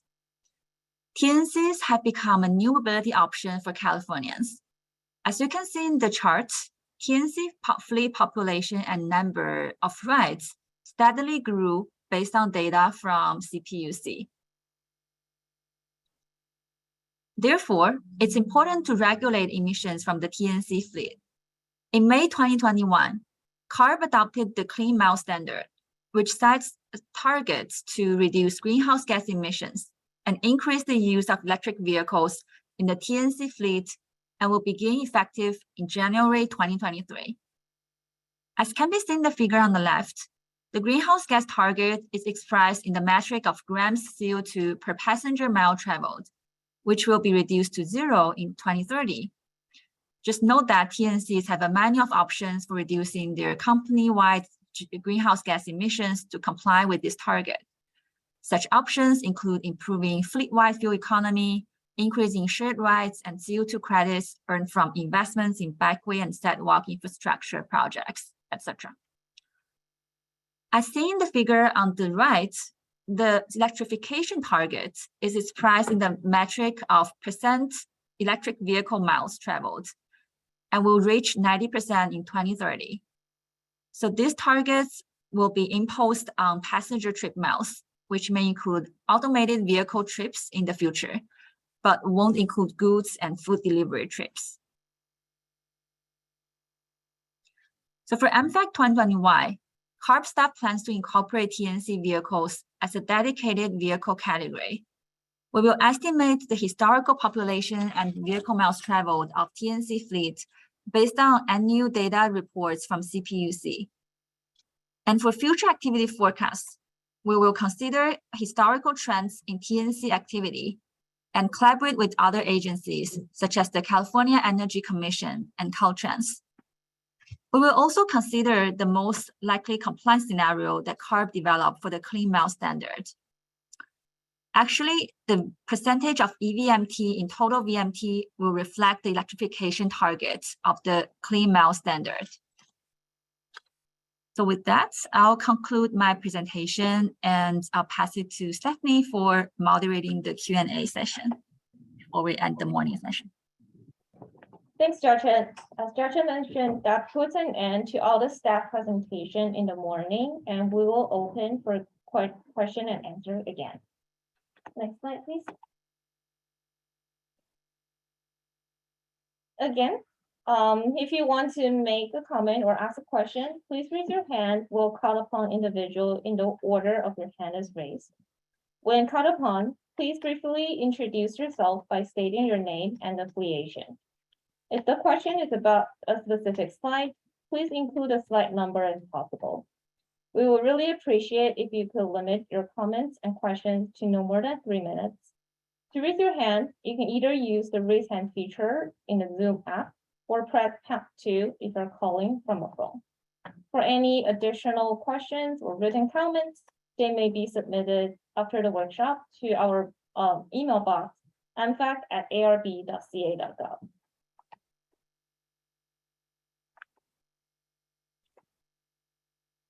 All right, first in line is Mark Sospedra. I have unmute you and you should be able to speak. Hi, this is Mark again from South Coast ATMD, and I have a couple of quick questions. One, I think you mentioned that you use CalVAT for vehicle activity, and I'm not sure. I have limited experience with that, but it seemed that it was kind of discontinued at some point. But if you can clarify that. And then the second one is related to these TNC assumptions. Is there any offset of taxi services? I don't know.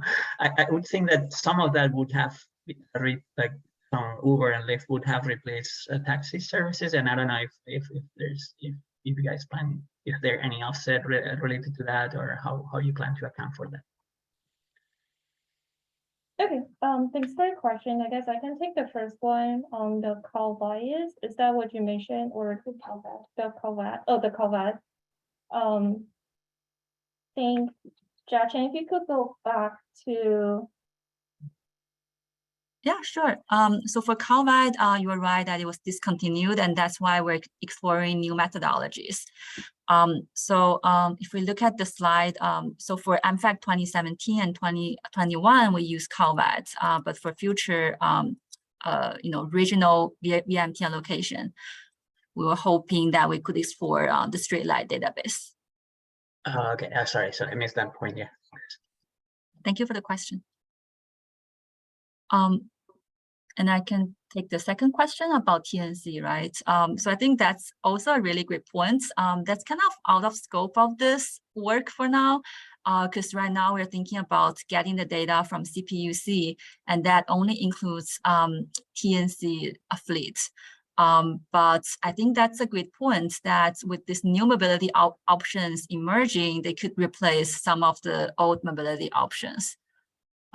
Yeah, and if you have any data or thoughts regarding that, we'll be happy to talk offline as well to hear your ideas. But just to reiterate, we are catching the actual population which is out there, whether Uber or Lyft are replacing the taxis. So our population is correct, total population.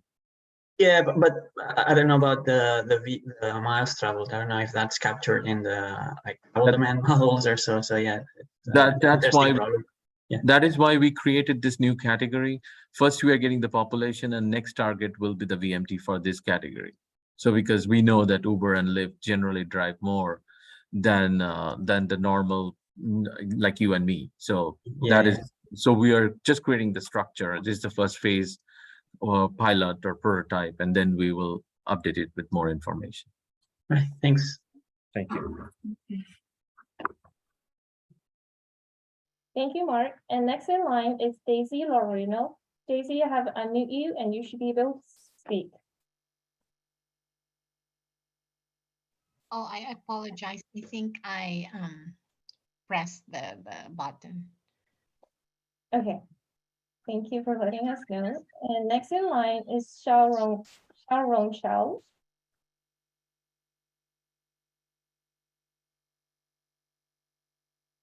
Sharon, you are unmuted. You should be able to speak. Hello, can you hear me? Yep. Oh, okay. This is Xiaorong Chao from Transport Canada. I'm also interested in your transportation network company model, that portion. I just wondering, from the data you have collected, do you know how many percentage of those fleet as a total of California fleet? 2%, 5%, or 10%, that's trigger. I mean, think about models for Canada. We are considering add this portion, but we don't know how many percent will be the trigger point to add this portion. So just wondering if you have that number ready. Mm-hmm. So we have a report based on 2018 base year for the TNC fleet, and that number, if I recall correctly, was 1%. But we're really trying to think in the long term and strategically as the TNC population continue to grow, their impact on the transportation system, and really to act ahead of time. Thank you. Another question I have is, U.S. I think Transportation Labor Statistic Bureau of Statistics, they start to collect data on trucks, like a vehicle inventory and use survey. I'm wondering if you are planning to incorporate those data to your future model, because they are going to release data next year.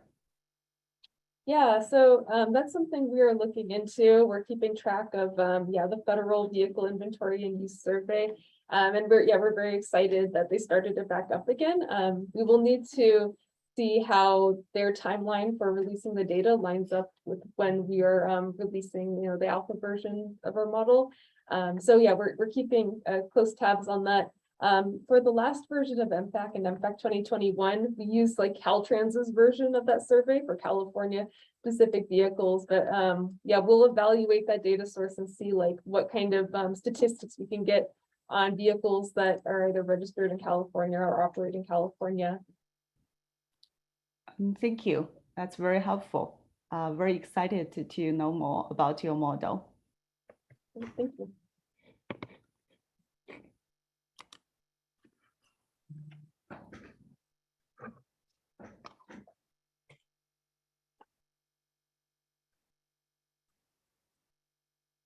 Is there any more questions regarding the morning session presentation?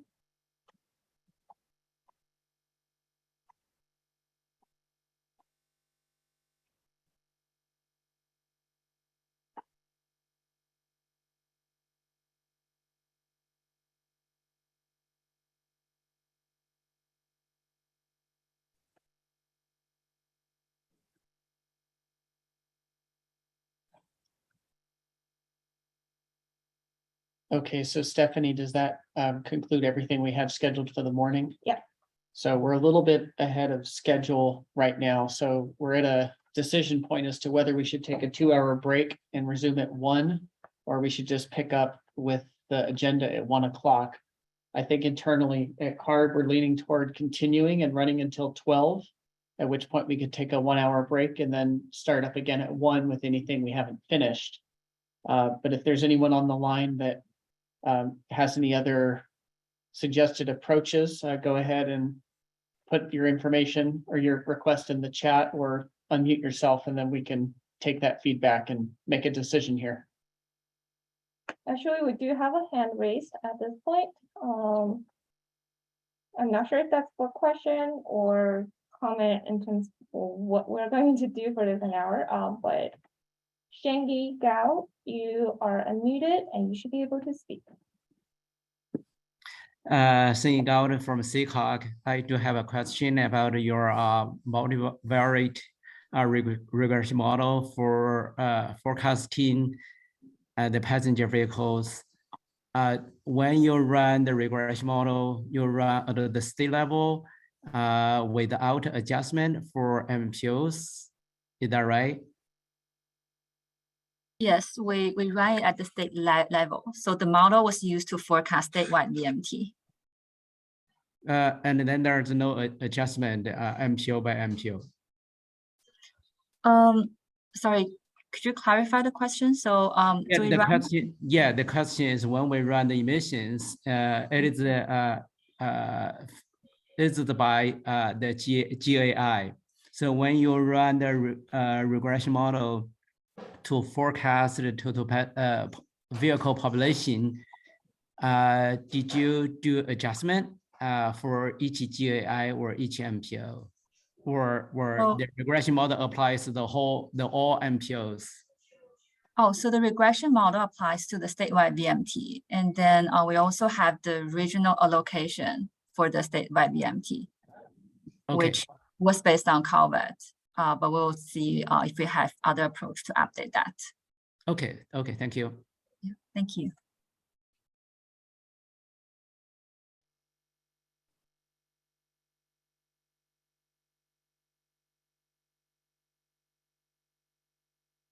That's all the hand raised that we have at this point.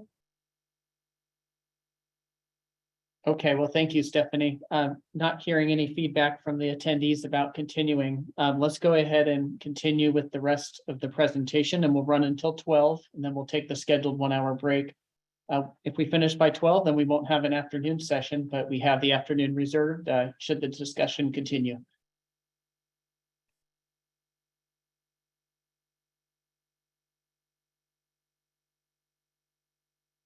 All right, let me share my screen real quick.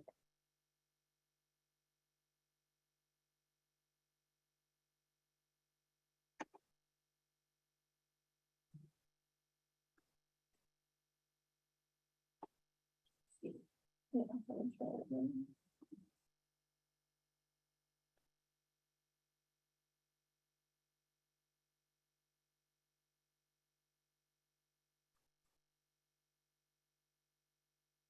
All right, let's go ahead and proceed with light duty vehicle emission rates. Stephen, whenever you're ready. Hi, good morning again. This is Stephen from the On-Road Light Duty Analysis section. Okay, next slide. And next slide. Okay. See, so I will be covering light duty vehicles and the on-road motorcycles for emission rates. Next slide. Oh, Stephanie's got it. Okay, thank you. CARB staff is looking into updating EMFAC's light duty vehicle emission rates. Chassis dynamometer test data is accumulated from vehicles tested in the many previous light duty vehicle surveillance programs, typically adding new model years with each program. New test data will be used to update exhaust emission rates in the next EMFAC model from data representing model years 2017 and newer.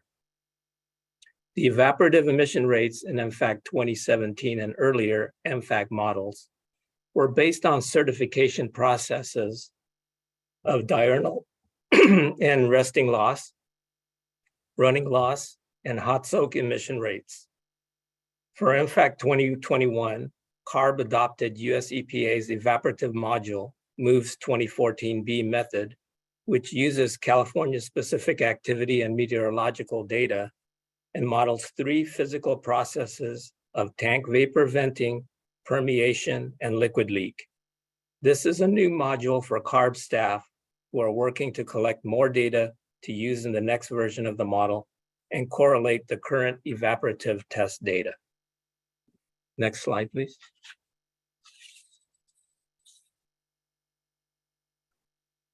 Since the last version of the model, EMFAC 2021, new light duty vehicle surveillance data is available to use in updating the next model of EMFAC 2020Y.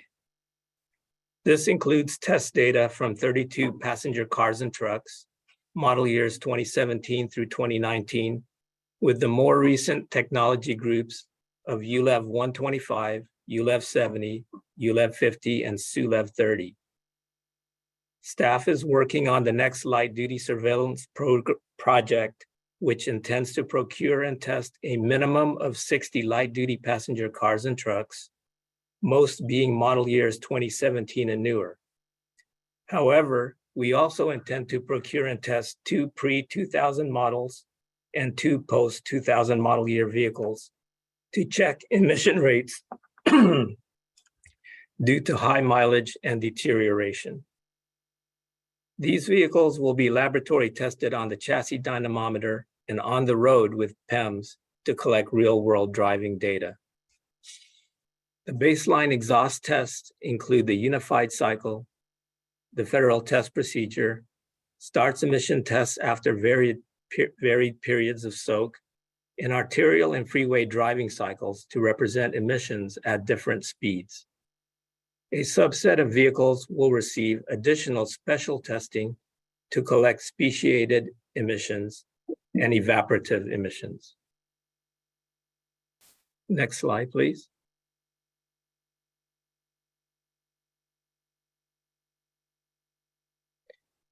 The test vehicles will be driven over 3 specified routes that represent different driving conditions. The 3 routes include a city route, a freeway route, and a mountain route. All routes begin at the new CARB facility in Riverside.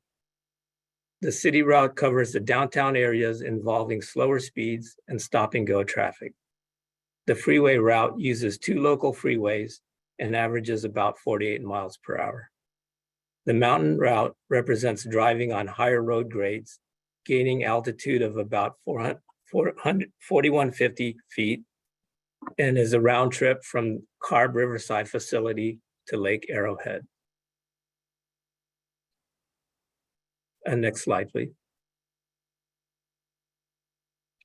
I will continue and cover light duty vehicles this light duty vehicle section for on-road motorcycles and their emission rates. Next slide, please. To provide background, the on-road motorcycle emission rates were not updated prior to EMFAC 2021 since calendar year 2000. The test data applied to motorcycles 2007 and older were from test data collected in 1990 and in 1998. A recent CARB motorcycle project in 2018 provided data to update EMFAC 2021. This project provided UC test data from 13 on-road motorcycles, model years 2008 to 2020, where 2 motorcycles were tested in tampered configuration. Using this recent test data, staff was able to develop weighted emission rates using non-tampered and tampered rates to update EMFAC 2021. CARB staff is working on an upcoming project to continue testing on-road motorcycles for exhaust and evaporative data.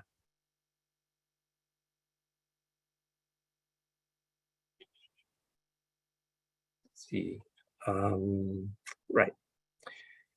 This is intended to be a 3-year project starting in 2023 and will target 25 in-use motorcycles from the current fleet.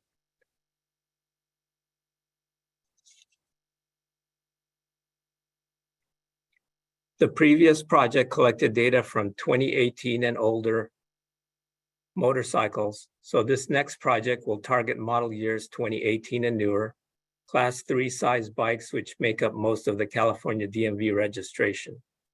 Staff intends to procure and test the most representative motorcycles by highest sales and registration. Staff intends to continue testing motorcycles that are in tampered configuration and are working on ways to collect more data. A recent online study on tampered bikes and parts showed a tampering trend of about 15% at age 1 and increases yearly with age. EMFAC 2021 includes these tamper rates by age and mileage. Next slide.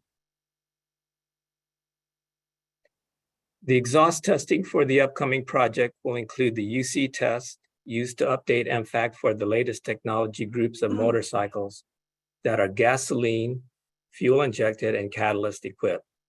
It will also include the FTP and the WMTC tests for data verification and research in monitoring and harmonizing results to the EU standards. The evaporative tests are the 1-hour hot soak test and the 3-day diurnal test, which is proposed in the upcoming California motorcycle regulation. Next slide.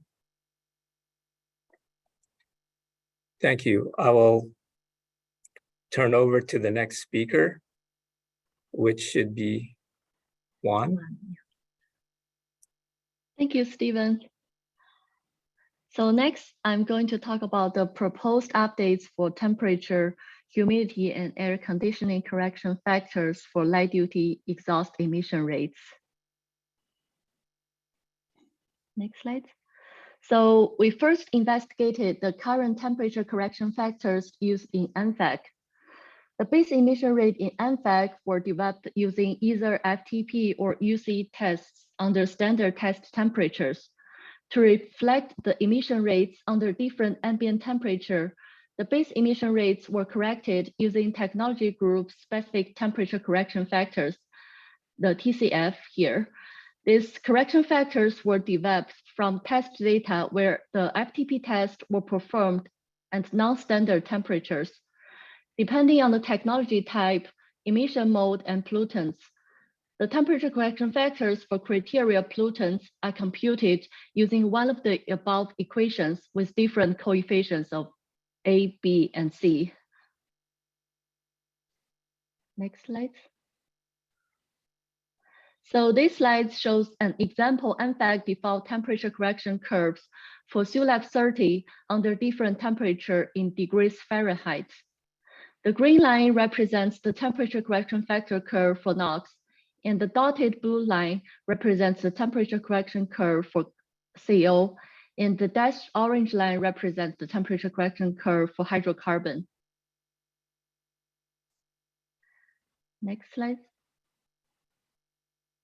So in US EPA's on-road emission inventory model, MOVE-3, EPA found no evidence of the temperature effects for total hydrocarbon, CO, and NOx running exhaust between 5 and 95 degrees Fahrenheit from their test data of hundreds of vehicles with model year ranging from 1987 to 2010.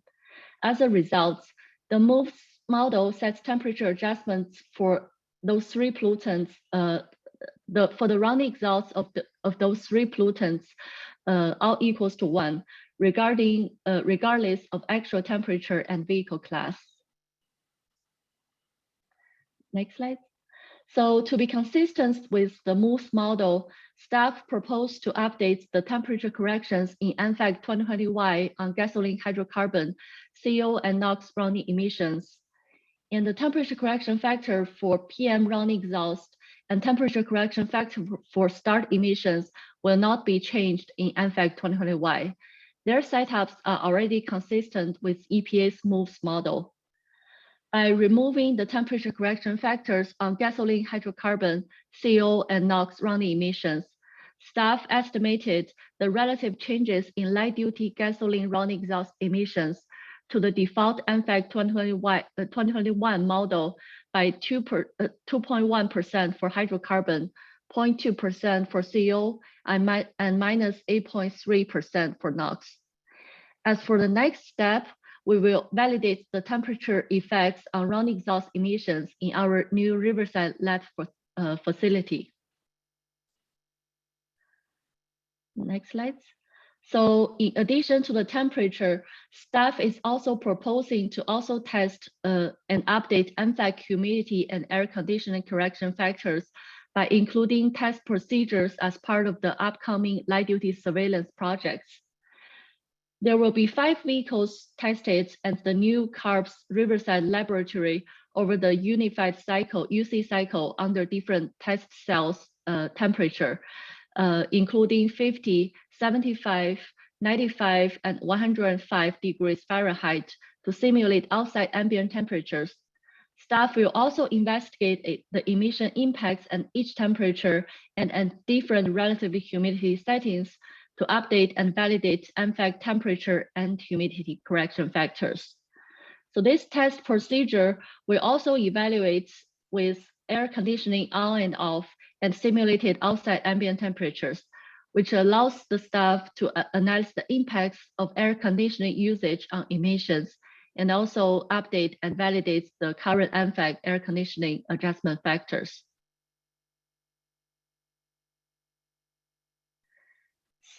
And next, we will talk about the proposed updates on the rate vapor pressure input table used in EMFAC for evaporated emission module. The rate vapor pressure, RVP, is a common measure of and a generic term for gasoline volatility. Beginning in 1996, the state regulation requires that gasoline meets lower volatility requirements in the summer ozone months. The EMFAC RVP inputs varies by month and air basin and was last updated in EMFAC 2002. The current EMFAC assumes RVP has influences only on evaporated emission rates, but not for exhaust emissions. For EMFAC 2020Y, we plan to evaluate whether the RVP input table needs to be updated based on more recent field samples provided from other divisions within CARB. So next, I will pass on to my colleague E-Ray for light heavy duty vehicle emission rates updates. Thank you, Wan. Good morning, everyone. My name is Yi-Rui Liang, and I'm an air resources engineer in the on-road model development section. In the next few minutes, I will be talking about the emissions from heavy-duty vehicles in EMFAC. I will start with the light heavy-duty vehicles, or LHDs. Next, please. By weight class definition, LHDs are class 2B and 3 vehicles with GVWR from 8,501 to 14,000 pounds. For certification, these vehicles have the option of being either chassis certified or engine certified. In recent years, LHDs have been increasingly certified through chassis certification. In 2020, all Class 2B LHDs were chassis certified only. In fact, over 95% of all the LHDs are chassis certified, and we expect the ratio to increase as the engine certification standards for Class 3 vehicles are becoming more stringent. In EMFAC, we divide LHDs into two subgroups according to their weight class. LHD1 from 8,501 to 10,000 pounds, and LHD2 from 10,001 to 14,000 pounds. Both of the subgroups comply with the LEV regulation systems. Next, please. EMFAC models the emission rates of heavy-duty vehicles in a different way from light-duty vehicles. As shown in this formula, the HD emission rates are represented by three major parameters. First, the 0-mile emission rate, or ZMR, which represents the average emission rate of new HD vehicles. We obtain this key parameter from standard dyno testing. Second, the deterioration rate, or DR, which represents the increase of emission rates as the mileage of the vehicles go up. And third, the speed correction factor, or SCF, which accounts for emission rates at a different driving speed. With this method, EMFAC calculates the emission rates of a certain group of vehicles given the mileage and speed information. A quick note here is that for NOx deterioration rates, EMFAC 2021 models NOx deterioration for engine model year 2013 plus, medium and heavy-duty vehicles by a power function, which is different for other pollutants. Next, please. As a review of the EMFAC 2021 for LHD, we updated the emission rates using dynamometer data of 12 LHD1 and LHD2 vehicles as listed in this table. Most of the tested vehicles were model year 2015 and newer diesel engine vehicles. There were also two 2006 model year LHD1 to represent those with high mileage. The dyno testing was performed under several different driving cycles with different average speeds. With this data, we updated the 0-mile emission rates, the deterioration rates, and speed correction factors for LHDs. Next. Looking forward, we plan to implement several updates for LHDs in EMFAC 202Y. In recent years, CARB has been increasingly testing vehicles with portable emissions measurement systems, or PEMS. There are several advantages of using PEMS, one of which is that the method measures emissions under real-world driving conditions. Considering these advantages, future EMFAC updates will consider PEMS as another data source in addition to dyno data. For LHDs, first, we plan to revise the start emission rates using PEMS data. Second, we will revise ZMR and deterioration rates using both dyno and PEMS data. And third, we will also update the speed correction factors. Next. Since the release of EMFAC 2021, we have received testing data of 10 LHDs, of which 2 are 2019 model year LHD1 gasoline, 6 are 2017 plus LHD1 diesel, 1 2019 LHD2 gasoline, and 1 2019 LHD2 diesel. These vehicles were tested under both dyno and PEMS. The dyno testing had 3 different test cycles: FTP, the US 06, and HOT 1435 UC cycle. The PAMS testing also had 3 routes to represent 3 different driving types: urban, freeway, and mountain uphill and downhill, as listed in this table. Next. Now let's look at some preliminary results of the measured emission rates. This chart shows the emission rates of NMOG plus NOx in gram per mile from the dyno testing with FTP cycle, as well as the corresponding emission standards for the 10 vehicles.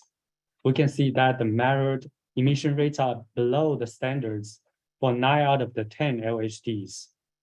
Only the 2017 model year diesel LHD had its emission rate above the emission standard. We will be incorporating this data as well as the new coming data for updating the emission rates in EMFAC202Y. Next. The PM emission rates from the same data source show that the average emission rates are well below the emission standards across 8 vehicles. Vehicle number 8 and 9 did not have meaningful PM emission rates and thus are not shown in this chart. This data will also be incorporated to update the PM emission rates in EMFAC202Y. Next, every LHD tested by dyno system was also tested by PAMS. And this is the chart showing the average emission rates of NOx in gram per mile from PAMS measurement data for model year 2017 plus diesel LHD ones. As a comparison, we also show EMFAC 2021 NOx emission rates for the same model year vehicle category across the speed bands from 5 to 70 miles per hour. First observation is that the general trend is consistent between PAMS and EMFAC 2021. Emissions are higher at lower speed bands.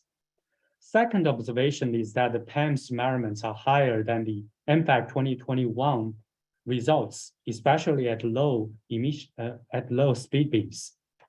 There can be several reasons contributing for this difference. Most importantly, EMFAC 2021 results are based on dyno data, which were obtained from carefully prescribed dyno tests. In comparison, the PAMS data we are looking at were obtained from real-world driving tests and could be influenced by many different factors. These factors include the traffic conditions, the driver's driving habits, and the atmospheric temperature.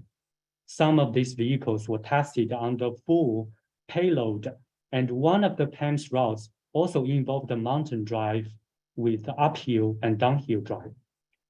And all these factors can significantly increase the emission rates.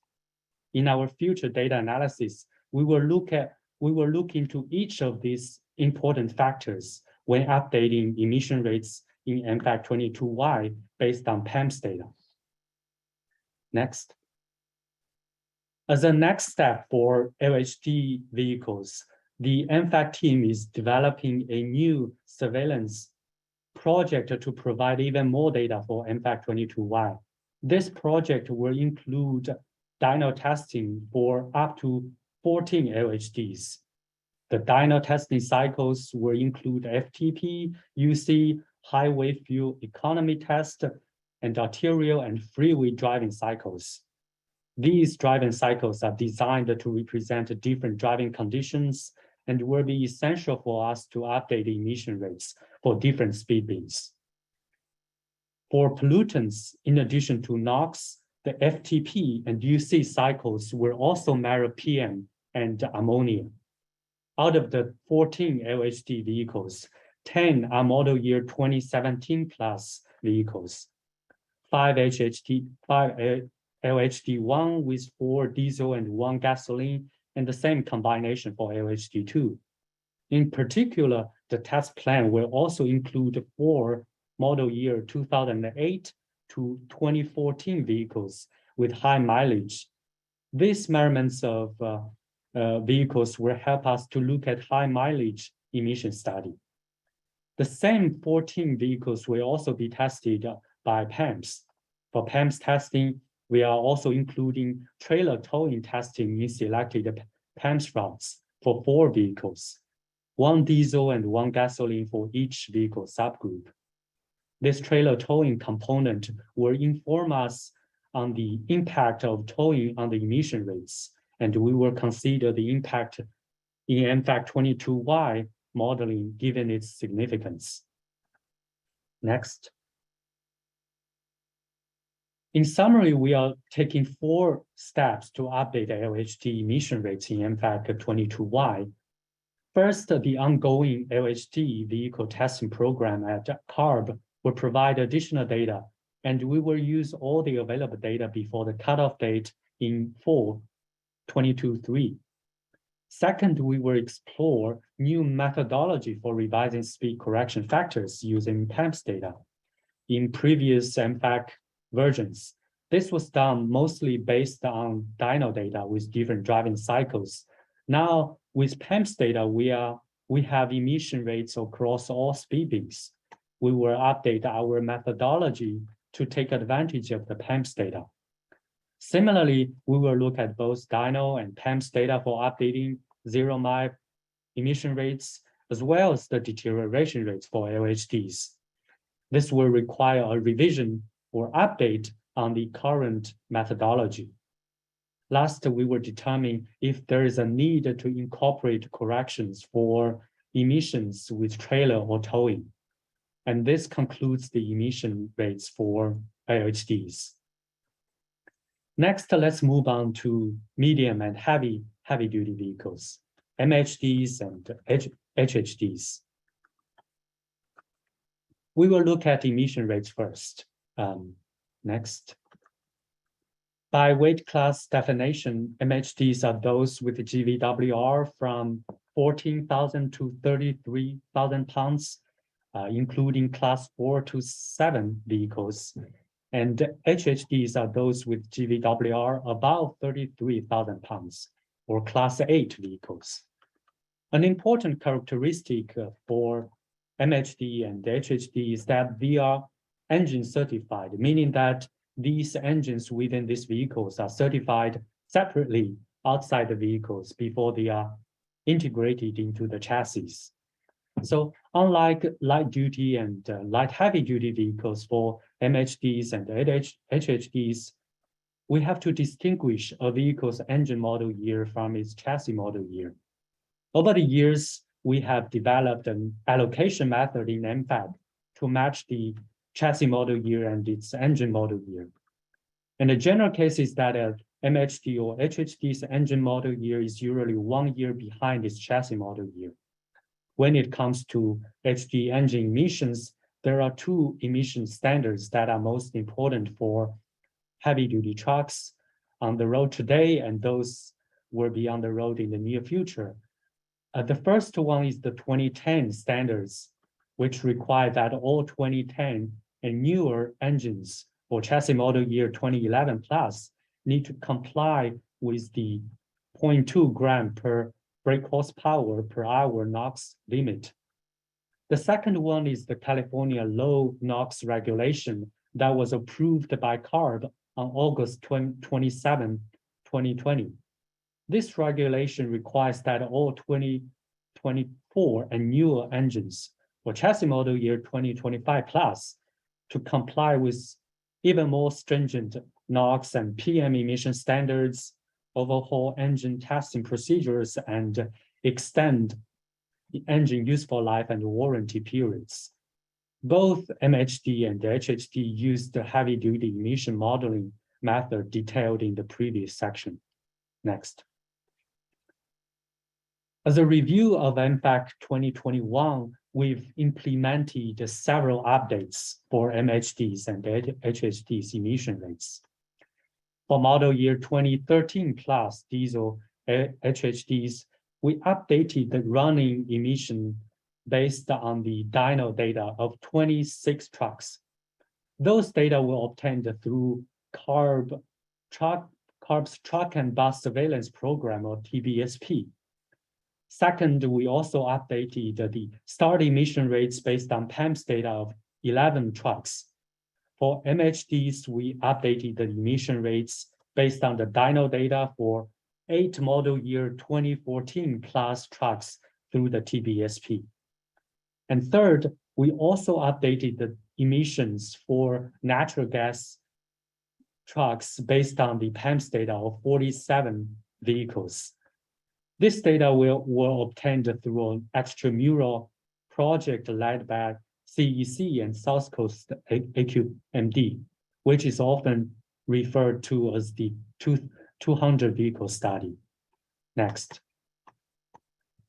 The current surveillance program designed for MHDs will be one of the major data sources for updating emission rates in EMFAC202Y.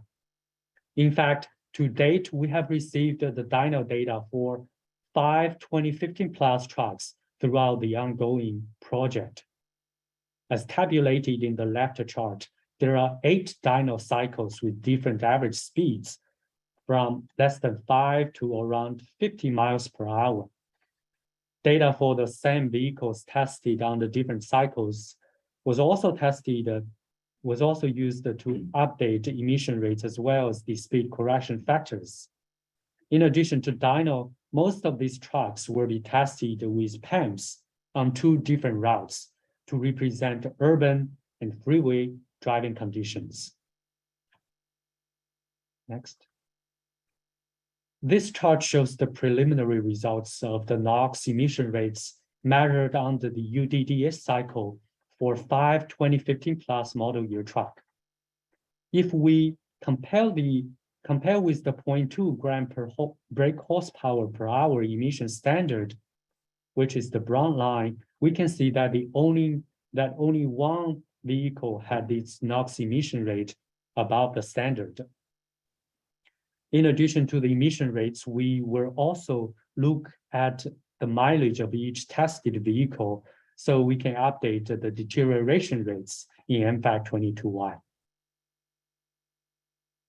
For class 7 to 8 vehicles, there is a separate ongoing TBSP under which a maximum of 40 model year 2014 plus trucks will be tested on multiple dyno cycles, as listed in the left chart. In addition, each truck will be tested with PAMS on 4 routes, representing driving conditions, driving types, including arterial, freeway, low load, and mountain drive. These cycles are designed to represent a wide range of duty cycles that HD trucks may undergo in the real world. The data will help us to better understand the relationship between average vehicle speed and emissions for updating the speed correction curves in EMFAC202Y. And that concludes the planned updates for heavy-duty emission rates in EMFAC202Y.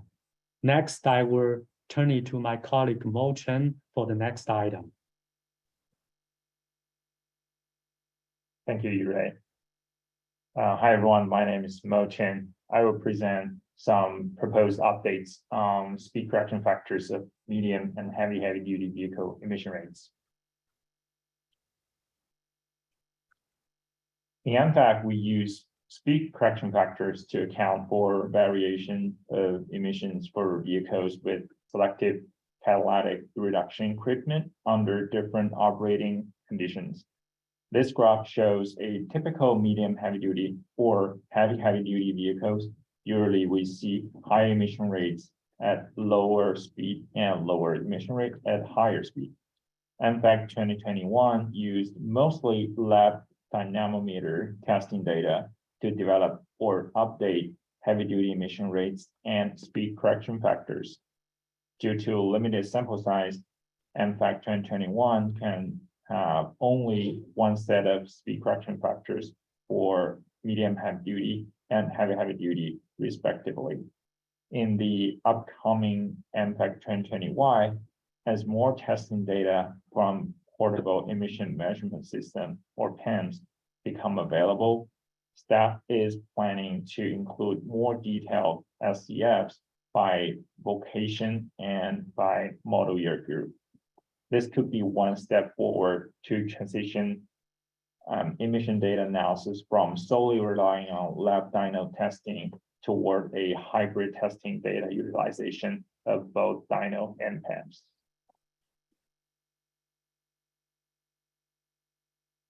One of the important PEMS data sources is heavy-duty in-use testing program. This is a manufacturer-run program and was adopted by the US EPA in June 2005. HDIoT requires engine manufacturers to measure and report in-use exhaust emission from heavy-duty vehicles using onboard PEMS during typical over-the-road operation. Despite the HDIoT's potential data bias or accuracy issues, they provide us significantly valuable information on real-world emissions from these HD engines and help refine speed correction factors in EMFAC. I would also like to mention that CARB also independently tested some engines through the heavy-duty in-use compliance program, or HDIOC, which can be used in EMFAC202Y as more data become available. In this analysis, PEMS data of 469 vehicles from 19 manufacturers were used. The sample include testing dates ranging from 2006 to 2021 and engine model years spanning from 2003 to 2017. Data are at second by second level. This analysis focuses on NOx emission rates, and CARB staff processed the PEMS data by calculating the total NOx emissions and total VMT by speed, and then summarize the data by subgroups of weight class, which is MHD or HHD, and engine model year, which is before 2010, 2010 to 2012, 2013, and newer, as well as by vocation type. In the next few slides, I will show some preliminary results of the speed correction factor analysis. On the x-axis are the speed beings in the unit of miles per hour. On the y-axis is the speed correction factor in the format of ratios normalized to emission rate at 20 miles per hour. Lines in different colors and markers refer to different vocation types or EMFAC201 model assumptions. So this slide we're looking at shows the speed correction factors of heavy duty vehicles with model year 2013 and newer engines. We can see overall speed correction factors of EMFAC201 matches well with delivery or line haul trucks. The concrete transit mixed vehicle in the sample shows a higher SCF at low speed, but very similar with other vocations at higher speed. This figure shows the speed correction factors of heavy duty vehicles with model year 2010 to 2012 engines. We see major difference across vocation happens at low speed, below 10 miles per hour. U-bus or urban buses shows highest SCF, followed by delivery trucks and then line haul trucks. So HDIoT data here suggests decreased SCF at low speed, but increased SCF at high speed relative to EMFAC201. This slide shows speed correction factors of heavy duty vehicles with model year 2009 and earlier engines. Again, biggest difference of SCF is observed at 10 miles per hour and lower speed. Solid waste collection vehicles, or SWCV, shows the highest SCF at low speed, followed by terminal tractors, delivery trucks, concrete transit mixed vehicles, line haul trucks, and then motor homes.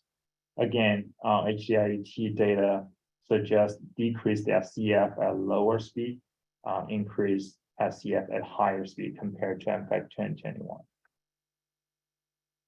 Moving to show medium heavy duty vehicle speed correction factors with model year 2013 and newer engines. Samples in this subgroup generally align with each other with slight difference at lower speed. Despite showing a well-aligned trend with EMFAC 2021, all data points indicate an increased SCF than EMFAC 2021 at low speed, and similar or decreased SCF at higher speed. For medium heavy duty vehicles with model year 2010 to 2012 engines, we observe bigger variance in speed correction factors at low speed, with urban buses at highest, followed by utility vehicles, line haul trucks, and delivery trucks. HDIoT data indicate an increased SCF than EMFAC 2021 at low speed, and similar or slightly decreased SCF at higher speed. Last slide showing SCF results, which is medium heavy duty vehicles with model year 2009 and earlier engines. Delivery trucks show highest SCFs at low speed, followed by utility vehicles and line haul trucks. All of them show higher SCFs than EMFAC 2021 at speed less than 15 miles per hour, and they align with each other at higher speed.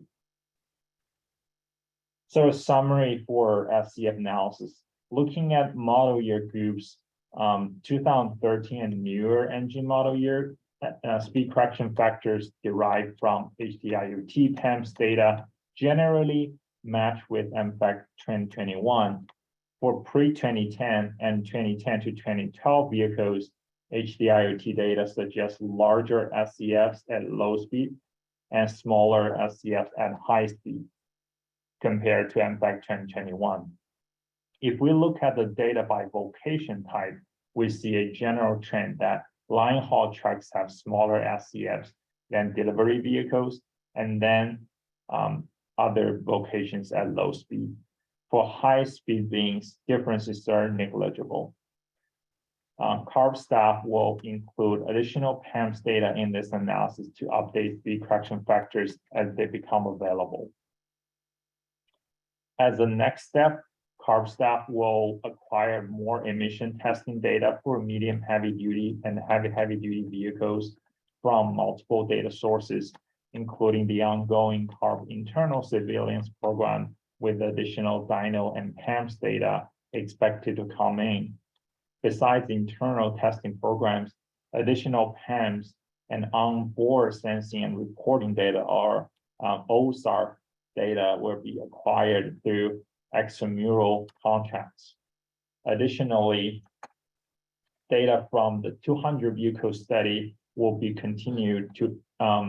continue to be analyzed for EMFAC 2020Y, including 73 additional natural gas vehicles and 81 diesel vehicles, with both fuel types come with dyno and PAMS data. With that, I will hand it over to my colleague, Sarah, for the energy module. Okay, next slide. Thanks, Mo. I will now cover updates to the energy module in EMFAC 2020Y. Next slide. In EMFAC 2021, estimates of grid energy consumption from charging light and heavy-duty ZEVs were added as an output. In the October 2021 cut of the DMV data, there were 732,623 light-duty BEVs and PHEVs registered in California. We can expect to see many more after the implementation of advanced clean cars too. In addition, we're also expecting major growth in the heavy-duty ZEV fleet after the implementation of advanced clean trucks, innovative clean transit, and advanced clean fleets. Next slide. Here are some applications of energy consumption estimates. First, we can use this information for economic evaluation of regulations and incentives by estimating electricity consumed from charging battery electric vehicles. In addition, estimating hydrogen consumption can support hydrogen demand assessments, such as SB 643. And finally, there are many efforts out there to quantify energy consumption from zero emission vehicles. And this presents an opportunity to collaborate with our sister agencies on this effort to support transportation electrification. Next slide. Here is a list of ongoing efforts to quantify vehicle energy demand and efficiency. As mentioned earlier, we added energy consumption outputs for battery electric vehicles only to EMFAC 2021. We plan to improve the energy module in EMFAC 2020Y by including more data and adding hydrogen consumption. I am covering this effort in detail during this portion of the presentation. In addition, there are other efforts, including sector-specific work performed by CARB regulatory teams as part of economic and cost analyses, energy economy ratios and CARB's low carbon fuel standard that represent the efficiency of various technologies relative to a reference fuel like diesel or gasoline. Another example is CEC, or the California Energy Commission's energy demand forecast. Next slide. In EMFAC 2021, light-duty energy consumption was based on manufacturer-submitted data with trip-by-trip resolution. This covered earlier model years 2011 through 2016 and includes 6 Phevs or plug-in hybrid models and 3 battery electric or BEV models. When we were developing EMFAC 2021, some data on level 1 and level 2 charging losses were available from an Idaho National Lab study. We did not have information on level 1 versus level 2 charging time, so we took a simple average. For heavy-duty vehicles, energy consumption for all categories was based on battery electric transit bus data. In EMFAC 2020Y, we plan on making several improvements to this module, including incorporation of new second-by-second data from extramural contracts and in-house efforts. This dataset includes additional makes and models that were not available for EMFAC 2021, and newer model years up to 2018. And finally, information on level 1, level 2, and level 3 charging time distributions to refine estimates of charging losses. For heavy-duty vehicles, we will have data on more vocations and add hydrogen fuel consumption from heavy-duty vehicles. Next slide. I will start by covering light-duty energy module updates. BEVs or battery electric vehicles operate using an electric motor only and can be recharged by plugging into a power source. Phevs or plug-in hybrid electric vehicles are powered by both an electric motor and a gasoline engine, and their batteries are recharged by plugging into a power source. Next slide. As mentioned earlier, staff utilized second-by-second data for BEVs and Phevs collected through in-house research as well as extramural data collection projects listed here from calendar years 2015 to 2020. The makes and models that will be part of EMFAC 2020Y are listed here with the number of vehicles and trips. There are 3 types of BEVs and 5 types of Phevs. The Tesla Model S and Chevy Bolt were not included in the previous EMFAC 2021 update, but are now available for EMFAC 2020Y. Next slide. To quantify energy consumption rates, I first estimated energy consumption in electric vehicle miles traveled, also known as EVMT, using second-by-second ECU data.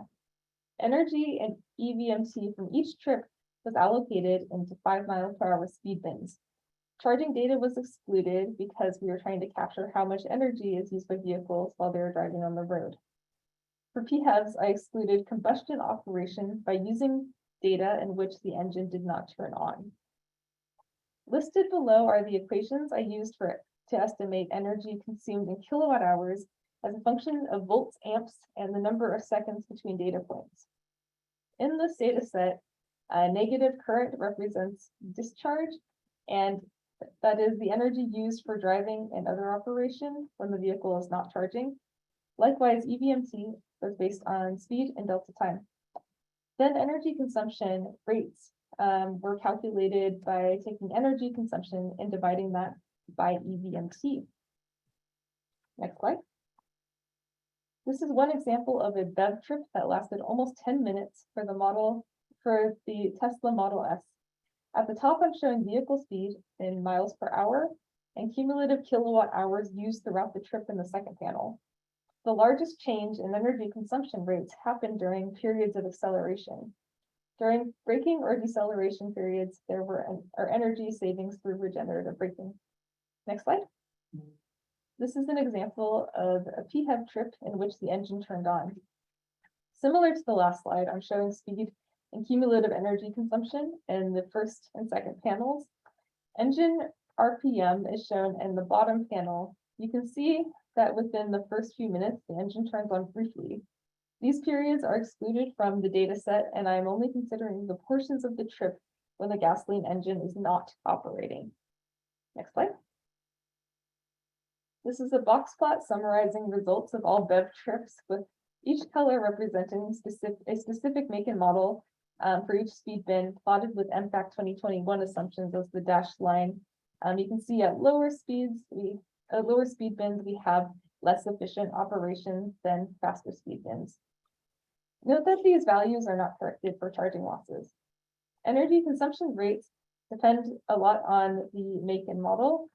Some models match pretty closely with previous EMFAC assumptions, while others are somewhat lower. Next slide. Similarly, this is a box plot summarizing results of all Phev trips separated by makes and models. As was the case with BEVs, you see less efficient operation at lower speed bins or slower speed bins, and more efficient at faster speed bins. Energy consumption rates depend somewhat on the make and model and are in line with previous EMFAC predictions. However, we may be seeing larger energy consumption rates than predicted by EMFAC 2021 at slower speed bins like 5 miles per hour, but this represents a smaller portion of the overall EVMT. Next slide. As next steps, I will compare results to data we used previously for EMFAC 2021 and make necessary updates by adding in new data, especially for makes and models not included in EMFAC 2021.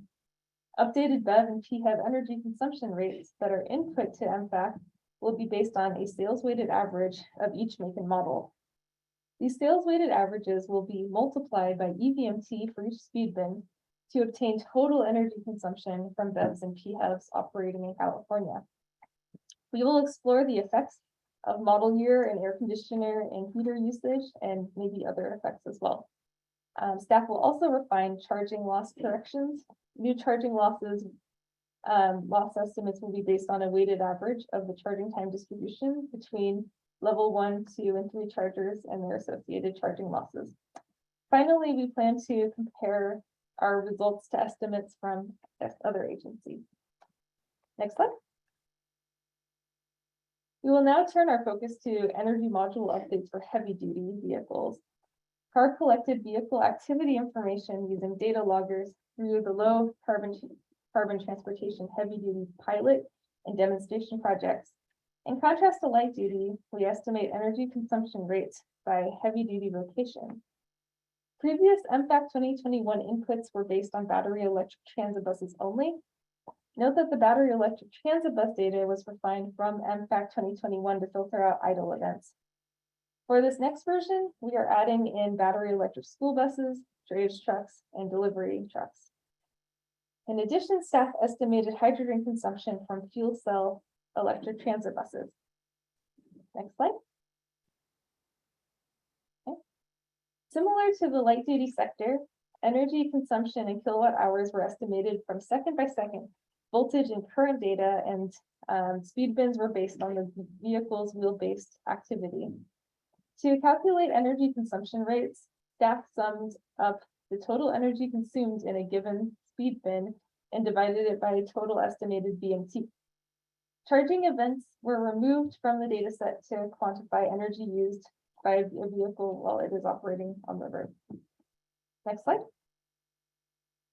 Here are energy consumption rates in kilowatt hours per mile as a function of speed bin. EMFAC 2021 assumptions are shown in red with the dashed line and X's.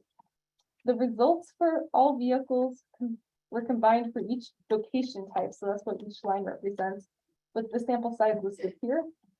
Not surprisingly, the transit bus results are similar to EMFAC 2021 because that was based on transit bus data. Drayage and delivery have lower energy consumption rates than transit buses at slower speeds, while school buses seem to have larger rates of energy consumption. This could be due to differences in duty cycle, vehicle weight, make and model, and warrants further investigation. Next slide.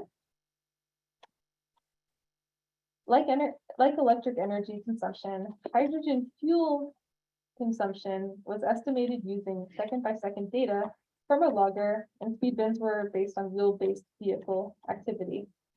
Total hydrogen consumption rates were then calculated as the sum of hydrogen fuel consumption divided by VMT in a given speed bin. Hydrogen consumption from the logger was also validated using hydrogen fueling data. Next slide. Hydrogen consumption in kilograms per mile at each speed bin are shown for each of the 5 test vehicles, as well as the average of all vehicles. Similar results were obtained for most vehicles, but there is one that exhibited larger hydrogen consumption rate. Next slide.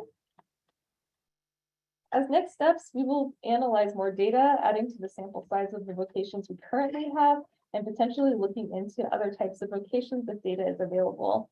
These rates will be multiplied by VMT at each speed bin to generate total electric energy consumption or hydrogen consumption of heavy-duty vehicles operating in California. To dig into the differences we're seeing between vocations, staff will build a better understanding of how other factors can impact electric or hydrogen consumption rates. In addition, we will continue and expand interagency coordination on these efforts. And then finally, hydrogen consumption will be added as an EMFAC output for heavy-duty fuel cell vehicles in EMFAC202Y. Next slide. As mentioned earlier, we're planning to separate zero-emission vehicles into battery electric and fuel cell electric vehicles in EMFAC202Y. These fractions will be consistent with rulemaking assumptions in Advanced Clean Cars 2 for light duty and Advanced Clean Fleets for heavy duty. Note that assumptions vary with model year, weight class, and the specific vehicle category, and range from 1 to 4% for all light duty ZEVs and 10 to 50% of heavy duty ZEVs. These percentages represent averages for all light duty and heavy duty classes, but longer range vehicles like long haul tractor trailer trucks will likely adopt fuel cell technology. I will now turn it over to my colleague Stephanie for closing remarks. I know we're almost at 1, but since we are almost done with the staff presentation, I think at this point we're just gonna proceed with the closing remarks and take questions if there's any. Oh, sorry, not at 1, at 12. My apologies.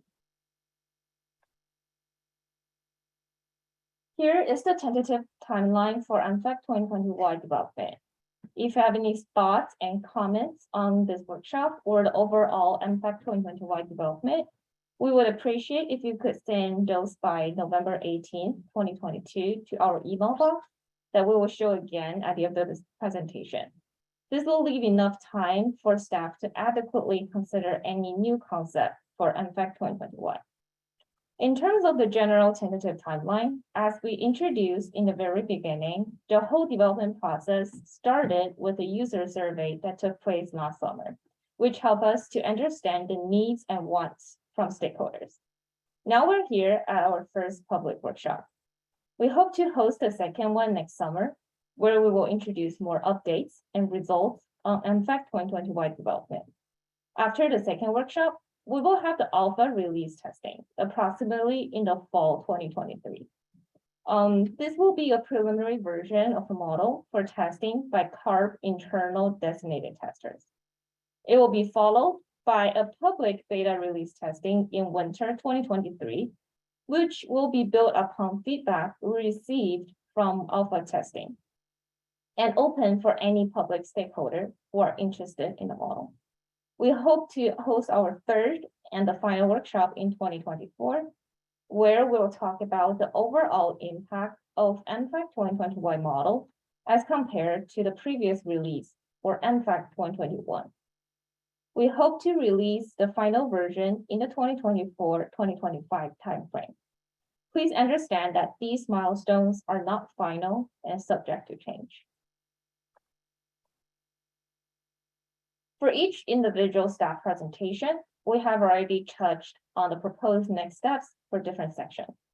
Here we will just go over some general planning steps for the overall EMFAC202Y development. First of all, as raised in the Q&A session earlier, we will keep updating on the progress of EMFAC 2021 EPA approval process. Currently, the draft Federal Register notice is under management review and will be finalized in the next few weeks. Once EMFAC 2021 is approved, EPA will grant a grace period during which users will have an option to choose between EMFAC 2017 and EMFAC 2021. After the grace period, only 2021 may be used for transportation conformity analysis. The details of grace period and which EPA approved version can be used will be available once the model is approved. We will also continue data collection and analysis and work closely with staff monitoring the in-house testing program and extramural research projects. We will also keep poking the current data gap and exploring new resources that can help us to better understand real-world vehicle activity, emissions, and evaluate the impact of various mobile source programs and regulations. As mentioned earlier, staff are looking into ways to improve spatial resolution of EMFAC using both big data and roadside monitors, such as the ALPR and PEAKS units deployed across the state. This effort will help us to better understand vehicle emissions in communities, especially those who are close to ports, warehouses, major freight corridors, and other locations of interest. This topic will be expanded and discussed in further detail in the following EMFAC 2020Y workshop. In addition, we'll also make sure to engage community members and stakeholders from those who are most impacted by vehicle emission and air pollution. As mentioned in the last bullet point, we hope that having a higher spatially resolved inventory will help to address some of the concerns that the most impacted communities may have regarding mobile source emissions and their associated health impact. In addition, we'll also keep improving our data transparency, model accessibility, and the entire public process for future inventory development. Last but not least, as we mentioned throughout this presentation, there are a lot of ongoing efforts of collaborating with other agencies on vehicle activity, growth forecasting, and emission updates. In addition to those that have already been discussed in this workshop, CARB is also involved in many other studies and work groups. For example, we hope to better characterize non-exhaust vehicle particulate matter emission through a road dust modeling study hosted by Caltrans. There's actually a public webinar tomorrow on this study, and we can post a flyer in the chat in case anyone is interested. We'll continue all these efforts, exchange notes with each other, and work collaboratively to better serve the people of California. For question and comment, please contact us at emfac@arb.ca.gov.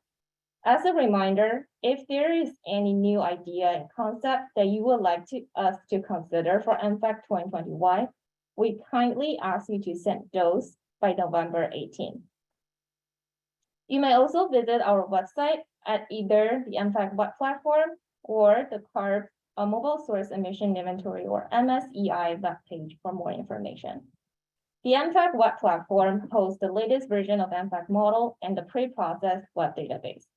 The web platform allows users to download emission with default activity, produce emission outputs using customized activity inputs, which is the same feature as the EMFAC custom activity or SG mode in the desktop app, and also allow users to generate emission factors using user-defined ambient temperature and relative humidity for project level or PL assessment. In addition to the latest EMFAC 2021 model, the EMFAC 2017 web platform features still remain accessible to users. In addition, you may also find more EMFAC supporting materials such as previous models, user guide, technical documentation, public workshop materials, and EPA approval notice on the MSEI webpage as well. The recording of this workshop will be also posted on the MSEI webpage. With that, we will conclude all the staff presentation for the day and open for the final Q&A. Okay, if you want to make a comment or ask a question, please raise your hand and we will call upon individuals in order that your hand is raised. When called upon, please briefly introduce yourself by stating your name and affiliation first. If the question is about a workshop slide, please include the slide numbers if possible. We would really appreciate if you could limit your comments and questions to no more than 3 minutes. To raise your hand, you can either use the raise hand feature in Zoom or press *2 if you're calling from a phone. For any additional questions or comments, they may be submitted after the workshop to our EMFAC email box, emfac@aorb.ca.gov. Okay, I see one question from Leonard. I will allow you to unmute. Yes, Leonard Seitz, and I'm with Caltrans, but I don't necessarily represent their opinions. I've been advocating use of time-based emission rates rather than distance-based emission rates. And you've shown a lot of miles-based or VMT-based emission rates. I would like to see some displays of grams per unit time, as well as the grams per unit distance. And I'll ask the question of why does the emission rate in the lowest bin go so high? Is it due to inefficiencies, or is it due to dividing by a number that goes to 0, that is the miles? Thank you.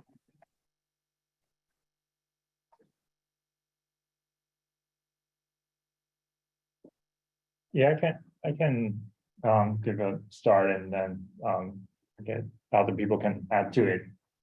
So for the emission rates, we're still using the gram per mile method, including for running exhaust, PM, brake, and tire wear. This is mainly because we have a historical need to tie this method with the certification standard, and the VMT is also needed by both MPOs and many project level analysis for their assessment. And also we have tons of activity input data that are defined on the VMT basis. In fact, so I think it makes more sense to express the emission rates in the unit of gram per mile instead of gram per hour. For the speed correction factors, though, we're in the assessment of like just doing some comparison to see which method would work better. So we are considering the gram per hour in developing or updating the speed correction factors in the next version. In terms of why the emission rates are higher at lower speed, this is just a mostly, there are many factors, but I think the most important one would be for the vehicles equipped with selective catalytic reduction equipment at lower speed, the SCR temperatures tend to be lower, which leads to a higher NOx emission rate, and I think that's a primary reason why you see a higher emission rate or SCF at lower speed compared to higher speed. But there can be many other contributing factors as well. Would you think you'd find the same pattern if you were using per hour rates instead of per mile? Yes, because mathematically, if we're using the same data analysis method, but just converting from the unit of gram per mile to gram per hour, we're basically dividing the same number on both sides of the equation. So I don't think it will change the curve results. It might lead to a better regression, I would say, but I don't think it will change the inherent results. And what would happen with a zero speed bin? We, in the current version and next version as well, we put those 0 mile and according to the EMFAC definition, some data less than 5 miles per hour and then the moving distance smaller than 1 mile as idling. So those emissions goes to idling emissions, which is expressed as gram per hour, I believe, instead of gram per mile in the running exhaust. Yes, in the current EMFAC, the idle exhaust is by numbers of idle hours per day. So it's different from the running exhaust. And also for the running exhaust output, it's consistent between EMFAC and most model that they are using the grams per mile outputs.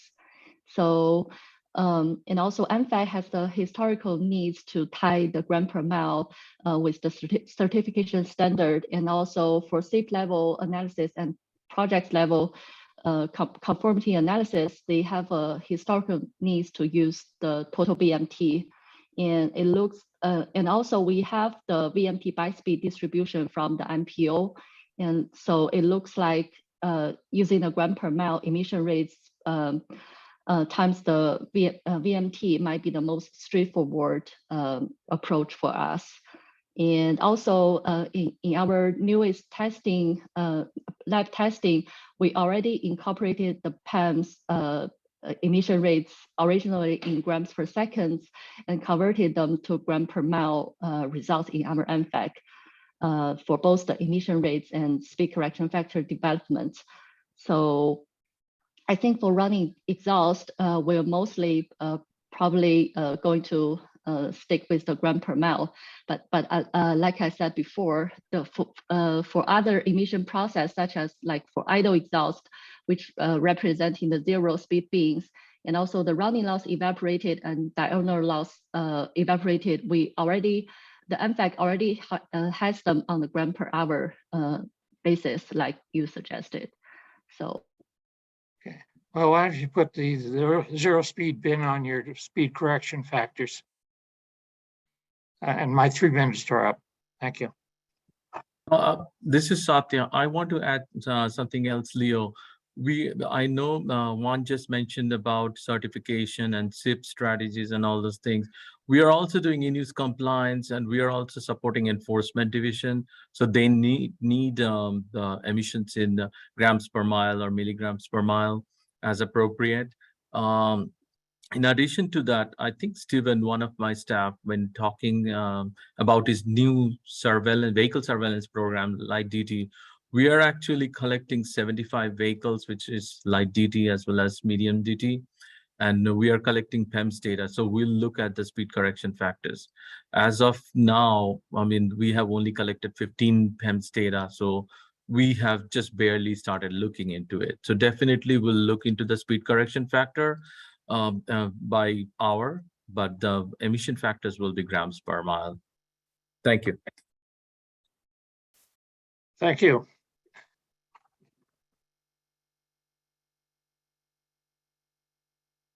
Okay, I don't see any, oh wait, there's one more hand raised. So, Mike Brady, I have asked you to unmute.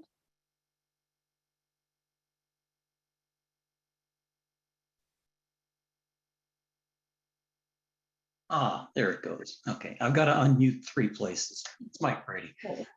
Yeah. Just a question. I'm wondering. It's you in the electric vehicles. You're adding a Bolt and a Model S Tesla, and I'm just wondering why the Model S rather than the Model 3, considering that the Model 3 vastly outsells the Model S. Right, so this data was collected from 2015 to 2018, and I believe we only had access to vehicles that were Tesla Model S. But we know that, Tesla Model 3 is really important in terms of sales volumes and the number of vehicles we're seeing in DMV. So If you know of any data sources for Model 3, please let us know. We're very interested. And yeah, we'll be keeping our eye out for that and thinking about how to, account for some of these like larger contributions to the overall fleet. Yeah, because the other concern I'd have on the EVs is I'd say the vast number of announcements of large low efficiency models compared to smaller high efficiency models. And I'm not sure how to account for that right now. So, but just something to think about.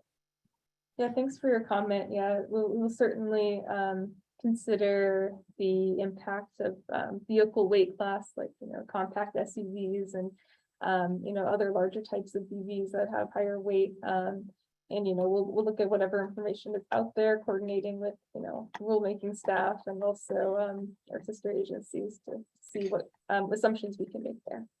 Okay, thank you. Yeah, thank you for your question. Okay, any other questions? Does anyone else want to raise their hand?